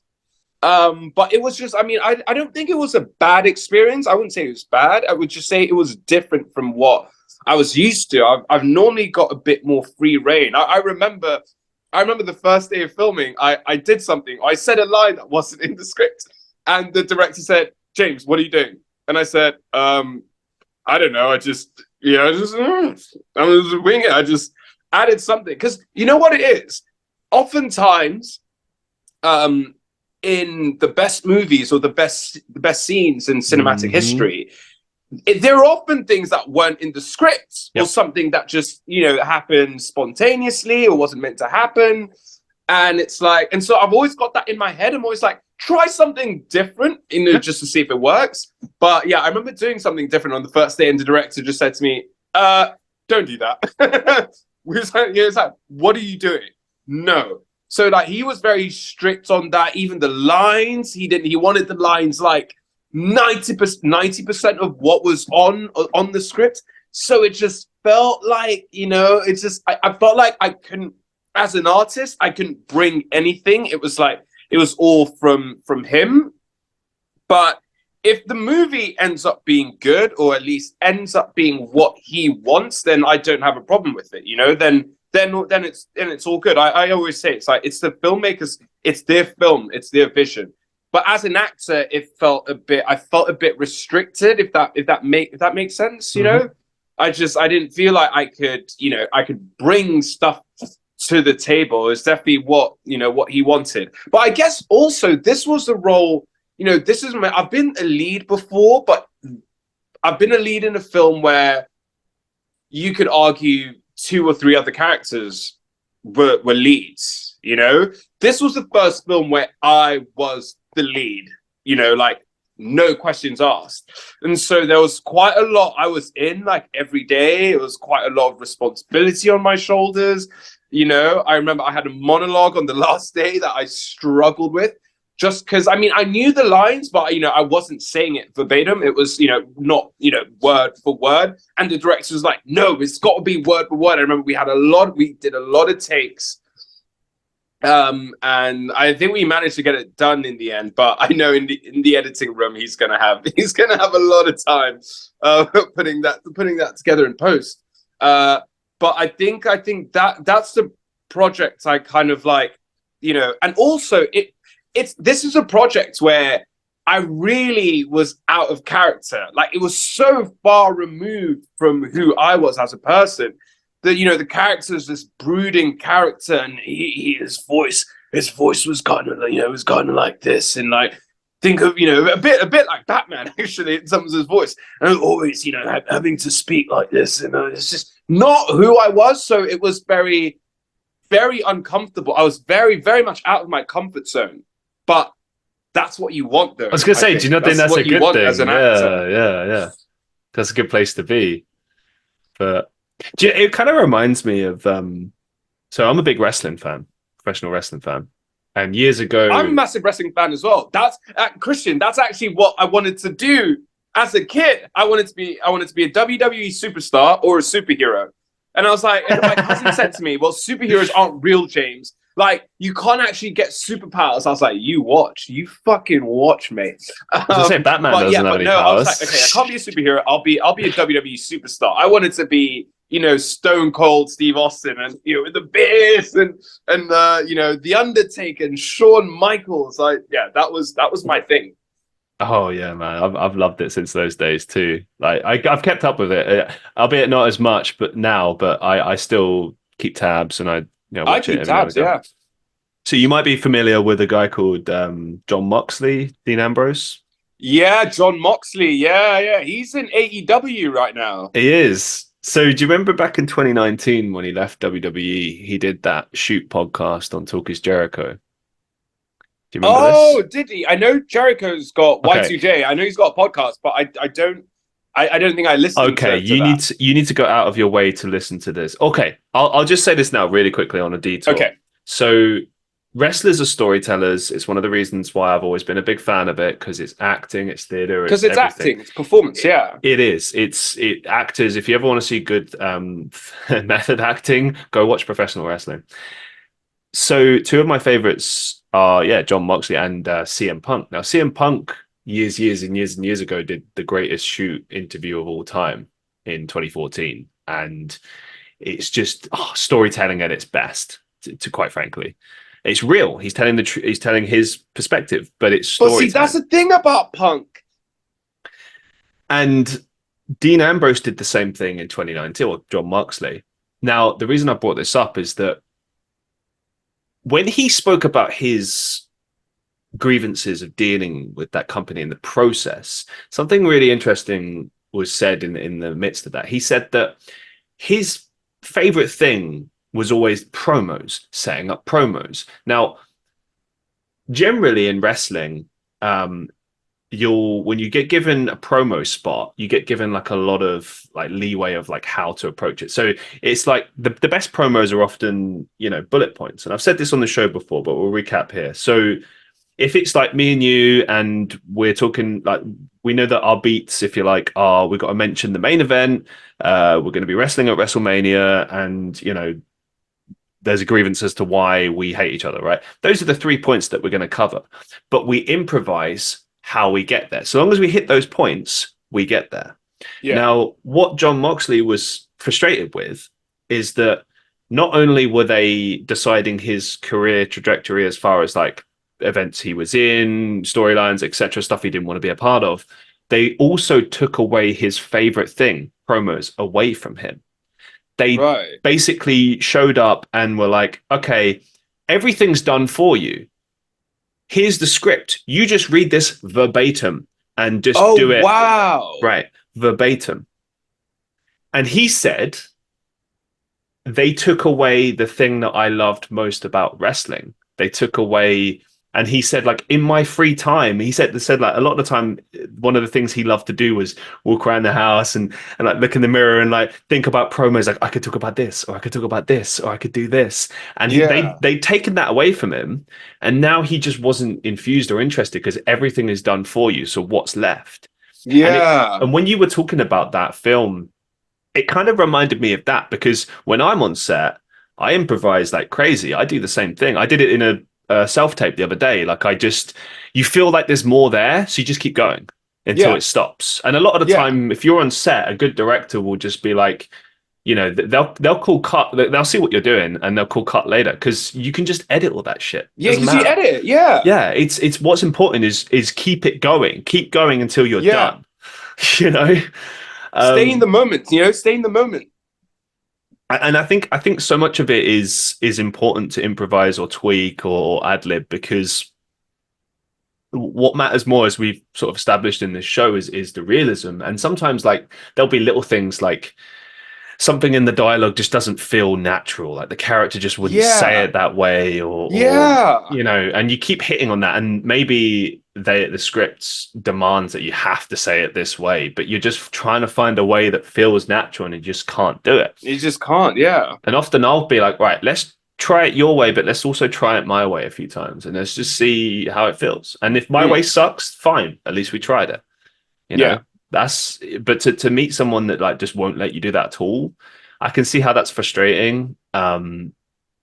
And as you said, the main thing that really matters is the final product. Like, how did it come out? Did we tell the story we needed to tell? But Yeah. I do think it's quite limiting. Like, yes, we're carrying out this person's vision, but we've prepared for a long time this idea, this character we have. And look, I've been in that situation. You show up and then they just completely take away your idea and they go, I want you to play it this way, and you do it. Yeah. But it's you still need that room to breathe and paint your picture, so to And speak. paint a picture. Yeah, exactly. Yeah. Because otherwise I just feel like I might as well be a mannequin, or Right. or a puppet. Prop. Yeah, it's not fun, and It's I'm not not fun. It's not fun, but it was an experience. When he was talking about John Moxley, I Mhm. was thinking, right, like where are we? Where are we at? What do Yeah, you mean? I was like, okay, where is this? I was wondering where it was going, and then you finally Oh, said, and I I was like, see. oh, see, that's the thing. And I always wonder why certain, like Edge, Adam Copeland's now Mm. in AEW, and it's like he's a WWE legend. I always wonder, like, what is it that why do certain wrestlers leave the WWE and go to, they're at TNA or leave TNA and join the WWE or go to these different companies, and it's like I think it's just creative differences or disputes. I'm so happy you mentioned that because yeah, listen, I had a great time working on that project, and I'm grateful and I'm happy that I got to work with a great bunch of people and Mm. professionals, and it was an amazing experience. It's just, I definitely felt limited as an artist. But I guess it wasn't an issue for me because I thought, right, as long as we achieve the end goal and we make a good film and I stay true to the character that this person's written, then I'm okay with it. But it's not, it's not the most enjoyable because that's part of the fun. Like we said about John Moxley, it's like that's the fun of it, right? Is that you get to come up with certain things, and as long as you're getting to the goal, as long as you're hitting those marks, so to speak, then it's fine. But if it's, if you're not bringing anything to the table, you got to move this way, you got to say it exactly like this, and it's like it just feels a bit like, oh, like Anyone could have done this.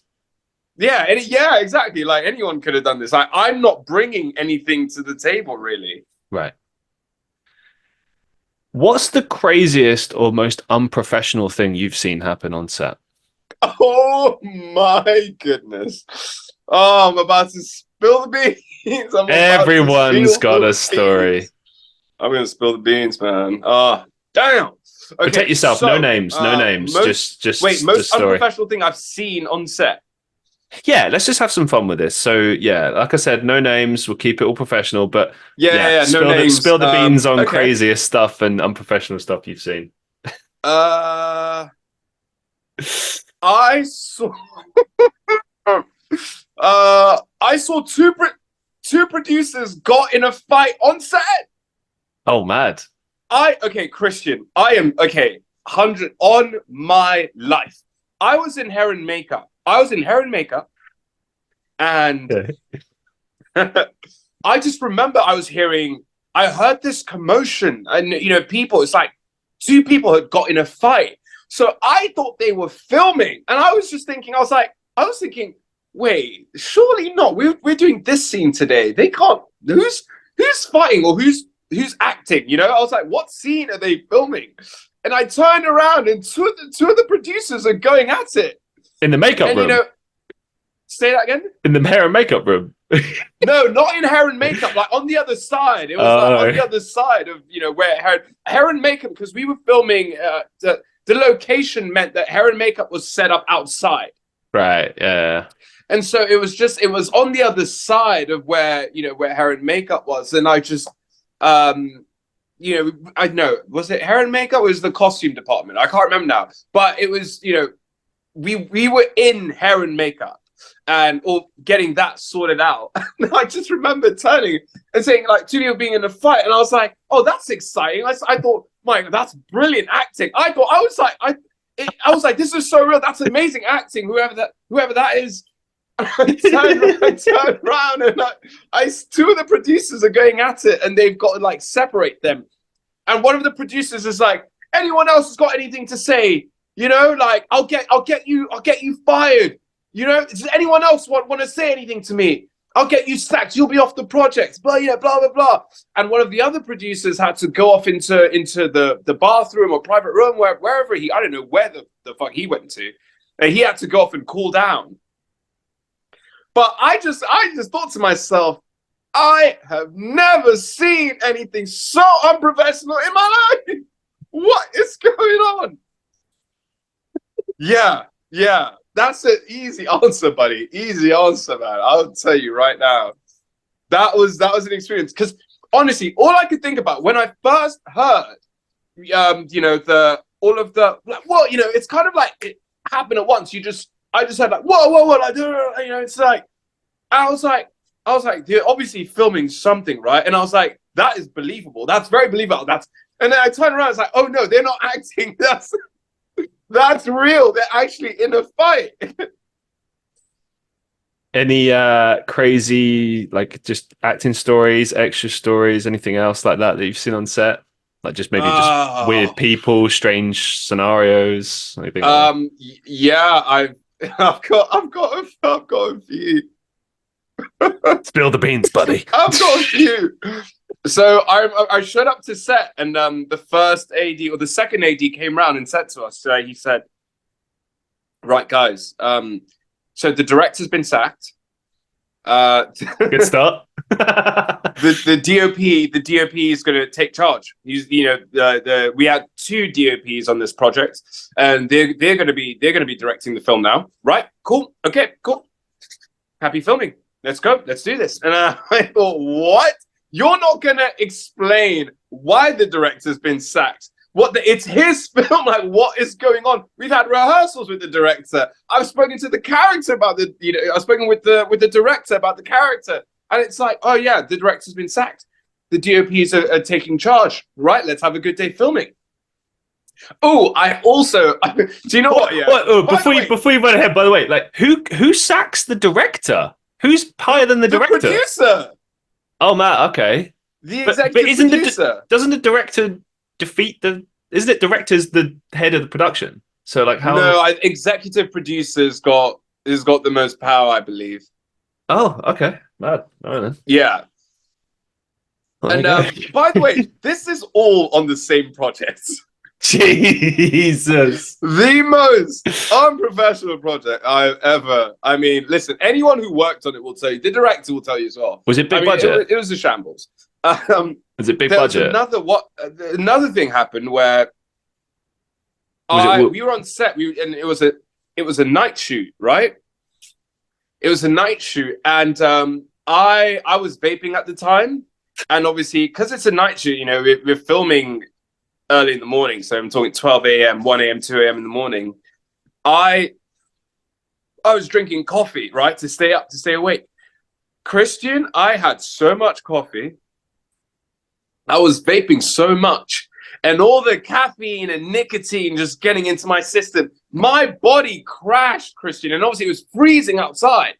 So I remember I was in a state of shock. Like I couldn't stand up. They had to get a blanket, put that over me, get me some water, I can't remember what else they got for me. And I was thinking, I was like, I need to go to the hospital. I am not okay. I was thinking, guys, I think I'm gonna die. I think I'm gonna die. Being dramatic, probably, but I was not in a good place because it was a lot of coffee and I was vaping hard. I mean, I was vaping every 2 seconds. So it's just all of it was just a run. I think when the caffeine and the nicotine, coming together in my system, it just wasn't good. If I had one cup of coffee and I was vaping every now and again, it would have been fine. But it was freezing outside. I had loads. I had like 4 or 5 cups of coffee. I was just constantly vaping. And so I wasn't in a good place. And we had to do this shot.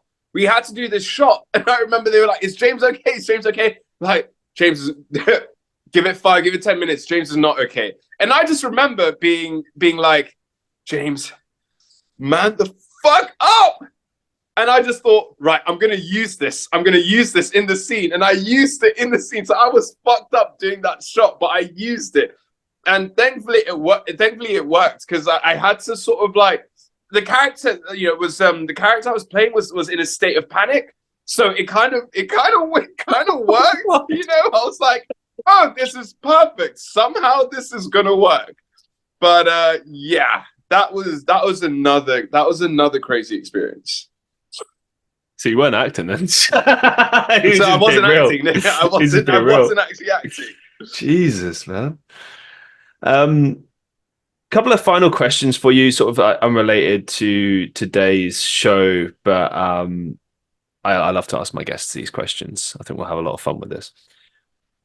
What's the biggest mistake you've made that you learned a valuable life lesson from?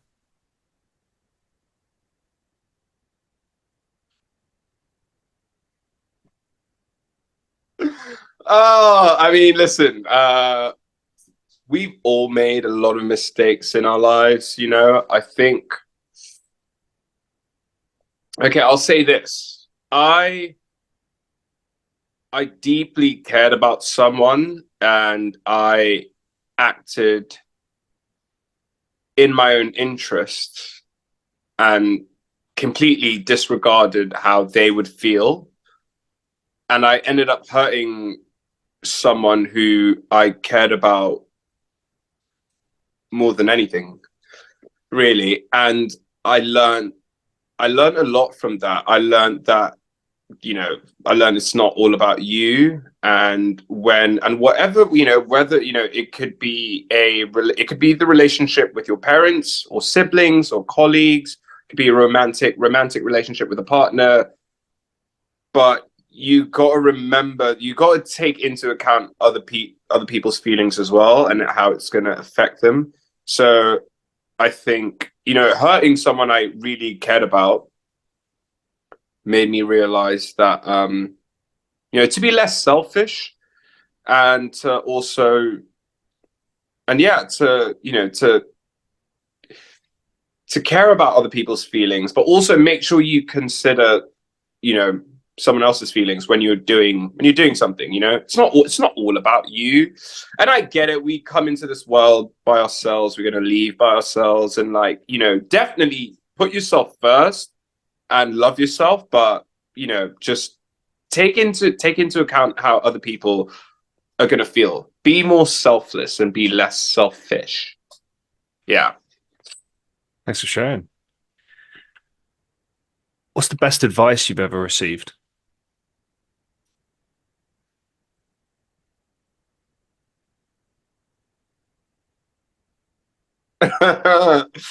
Oh, okay. The best advice I've ever received is,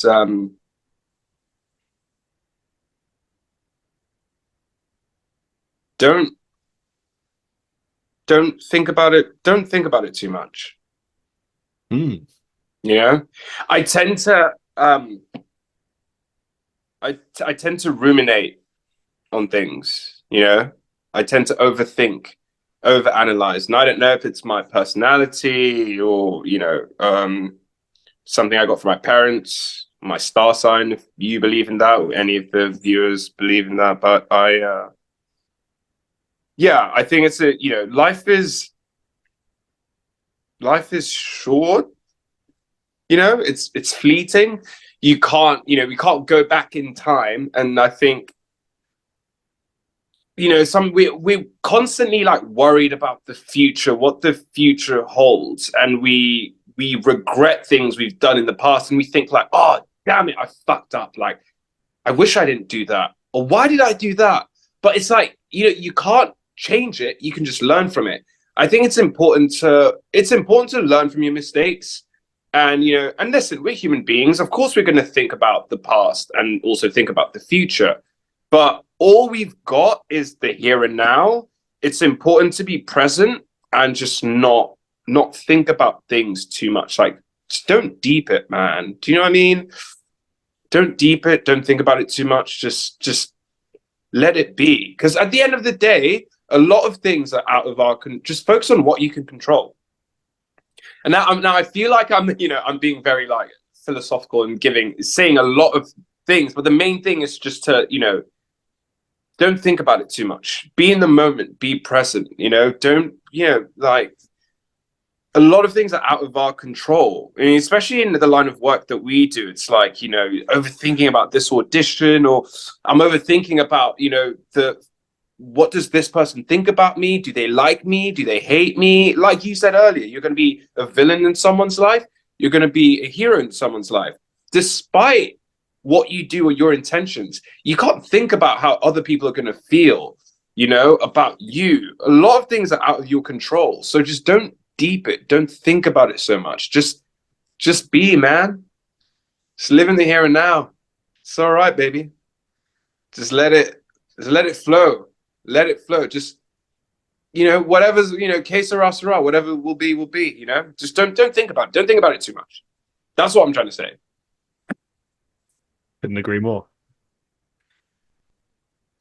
What's the biggest life lesson you've learned so far?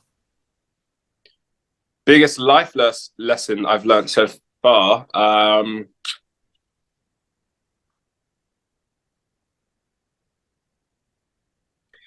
I think the biggest life lesson is that this too shall pass, right? So if you feel excited, if you're happy, you're ecstatic, you're depressed, you're angry, you're sad, whatever it is, it will pass, it will pass. Moments, feelings are fleeting. It's nothing lasts forever. So don't be, and the thing is so to not be so much bogged down by how you feel in this moment, because that's just how you feel right now. You're not always going to feel that way. So don't let that affect you so much. Do you see what I'm saying? Mm-hmm. Whatever it is you're feeling, like, like everything, like, you get Christian, you're going to be, all right, tell me a filmmaker you want to work with the most in the world. Ooh, there's so many. Scorsese, Tarantino, Wes Anderson, the list goes All on. right. Okay, you get cast in a Wes Anderson film, Sure. right? You're the lead actor. And it's like, it's like that feeling is, it's incredible. And you have that moment and everything, but like that doesn't last forever. That feeling's not gonna last forever. Do you see what I'm saying? Those feelings, and it's like, and the reason I'm saying our feelings don't last forever. So try not to make decisions or choices or life choices based on how you feel, Mm-hmm. because this too shall pass, right? So it's about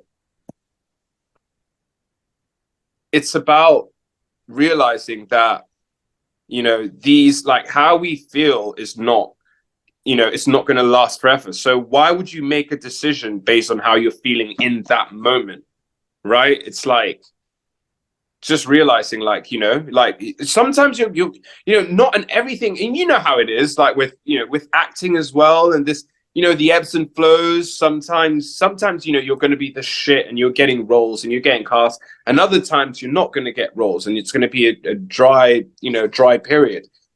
Try not to let it affect you. I've got a tattoo of an anchor on my shoulder, and the whole point of that, the whole idea, is to stay grounded. If things are going well in life, don't get too excited, and if things are not going so well in life, don't be too hard on yourself and don't be too down. Just try and be, I'm such a massive believer in being stoic, you know and just being kind of like just being even keel, and just being at the center, and just not letting things affect you so much. That's I hope that makes sense to you, what I'm saying. Yeah. Thanks for sharing, man. Really appreciate that. That's all right, buddy. Final question for you. Do you have any upcoming projects or final thoughts that you'd like to share with our listeners? So I'm in the middle of a short film called the DuPont Engagement, which is that's going to be film's going to be around 20 to 25 minutes. It's a murder mystery, so think Knives Out, think Glass Onion, or See How They Run. Big fan of that genre, and so we've got one more day of filming next week, and after that, I don't have anything concrete. I'm currently in the middle of speaking with a couple of filmmakers about projects, and so I've been sent a few scripts that I'm going to look over and see if I want to do them. So yeah, so exciting times ahead. Hopefully. I'm excited for you too. I've seen some of the stills from that recent project, and it looks good, people. It looks really, really good. Yeah, thank you, buddy. Excited, Thank you very much, Christian. excited to see what the future holds for you, James. Really, really excited to have had you on the show. Thank you so much, man. You've been an absolute star. Oh, dude, absolute pleasure. Thanks for having me, Christian. Yeah, I've had, I think this is the first time I've ever done something like this, done a podcast. And Oh wow. yeah, I wasn't sure like how I was going to feel, but it's very easy. I felt like, this is me. this is me, man. I felt like I could be comfortable. I could be true to myself and true to you. So I've had a great time, buddy. Thank you so much for having me. Thank you for appearing on the show. It's interesting you say that as well because, and I'll sort of finish with this. Recently, I reached out to people on Reddit and I sort of said like, what am I doing wrong? I've been doing this show 4 years, 250 plus episodes. What am I doing wrong? I've tried everything. And there was varying degrees of feedback and like criticisms and stuff, and it was all great. And thank you to everybody that sent me that advice and criticism. One person said, I don't understand what it is you're trying to do with your show. 1 minute it's this, 1 minute it's that. Like, what is it? What are you trying to do with this show? And I had to sit there and think about that. And I was like, yeah, I don't know what I'm trying to do with this show. And then it kind of clicked for me that what I'm trying to do is be a master interviewer, really get and pull out the stories from people. It'd be very easy to sit here and ask you the standard questions, like who are you inspired by? Who would you most like to work with? But who gives a shit? What we really want to know is who are you? Why should people care about James Anite? That's where the real stories is, the motivations. When you think about your favorite performers, actors, artists, whoever you're inspired by in life, really the most interesting part is the person behind all of that. And I Yeah, that's feel true. to get that person, you have to speak to a person as a human being and just focus in on that. I know as this show grows and grows, it's going to get more and more challenging. But I think as long as I keep it down to interviewing people and really trying to make people feel comfortable and, focus in on being a good interviewer, I think that's where the show will be at its best. And also, just on a side note, like I see a lot of people doing interviews, doing a lot of things that frustrate me. I see it a lot with like late night talk show hosts and stuff, particularly with our industry as well. And Yeah. I look at that and I'm like, wow, you had this opportunity with this incredible person and you just blew it. And so much of it is ego. Like, look, I believe in myself as an actor. I know that there's a lot that I can achieve and do with my life and etc. But when I'm interviewing someone, it's about my guest. It's about that person. So I shut my mouth and I try to guide the conversation. And then I only try to talk when I feel like it's absolutely necessary or when it is in some way useful to the To conversation the or conversation, yeah. and that's the thing, this show has made me a better conversationist because I've focused in on that, the art of conversation, the art of interviewing, the art of truly being invested in what the person has to say. And my God, guys, do you learn so much through doing this? Like I've interviewed hundreds of people on this show and I've learned so much over the years. And I enjoy the show more now than I ever did when I first started. So I'm that's so happy something. hearing that, man. Yeah. Thanks, man. Well, thank you. Thank you for appearing on the show. I mean, like, the show wouldn't be anything without guests. So thank you very much for being on the show. And, it's exciting. Yeah, I feel like we're at similar. I know you've been doing acting longer than me, but like, we're at similar points in our career. And I feel like it's exciting times. I don't know. I have a good feeling. I've got a very good feeling, man. Yeah, I've got a very good feeling. excited to see what happens next. Thank you so much, James. And thank you, everybody, for listening to the Christian Reeve podcast. If you want to support the show, please make sure to subscribe to us on patreon.com and you can get exclusive access to monthly content, bonus content, access to my Discord community so you can find out about all the updates and everything that I'm doing. And also you can support your boy. In addition, wherever you listen to the show, if you listen to it on YouTube, make sure to like, share, and subscribe. As always, share this podcast around. Let the people know what's going on. Leave us a review on Spotify, Apple Podcasts, Google Podcasts, Podchaser, the IMDb of podcasting. Wherever it is you listen to the show, please leave us a review. If you loved it, please let us know. If you hated it, please let us know why. All of that stuff really helps. Let me know what you'd like to hear on the show next, who you'd like to see on the show next. And above all, thank you so much for listening and watching. I hope you enjoyed it as much as I did. And I will see you in the next one.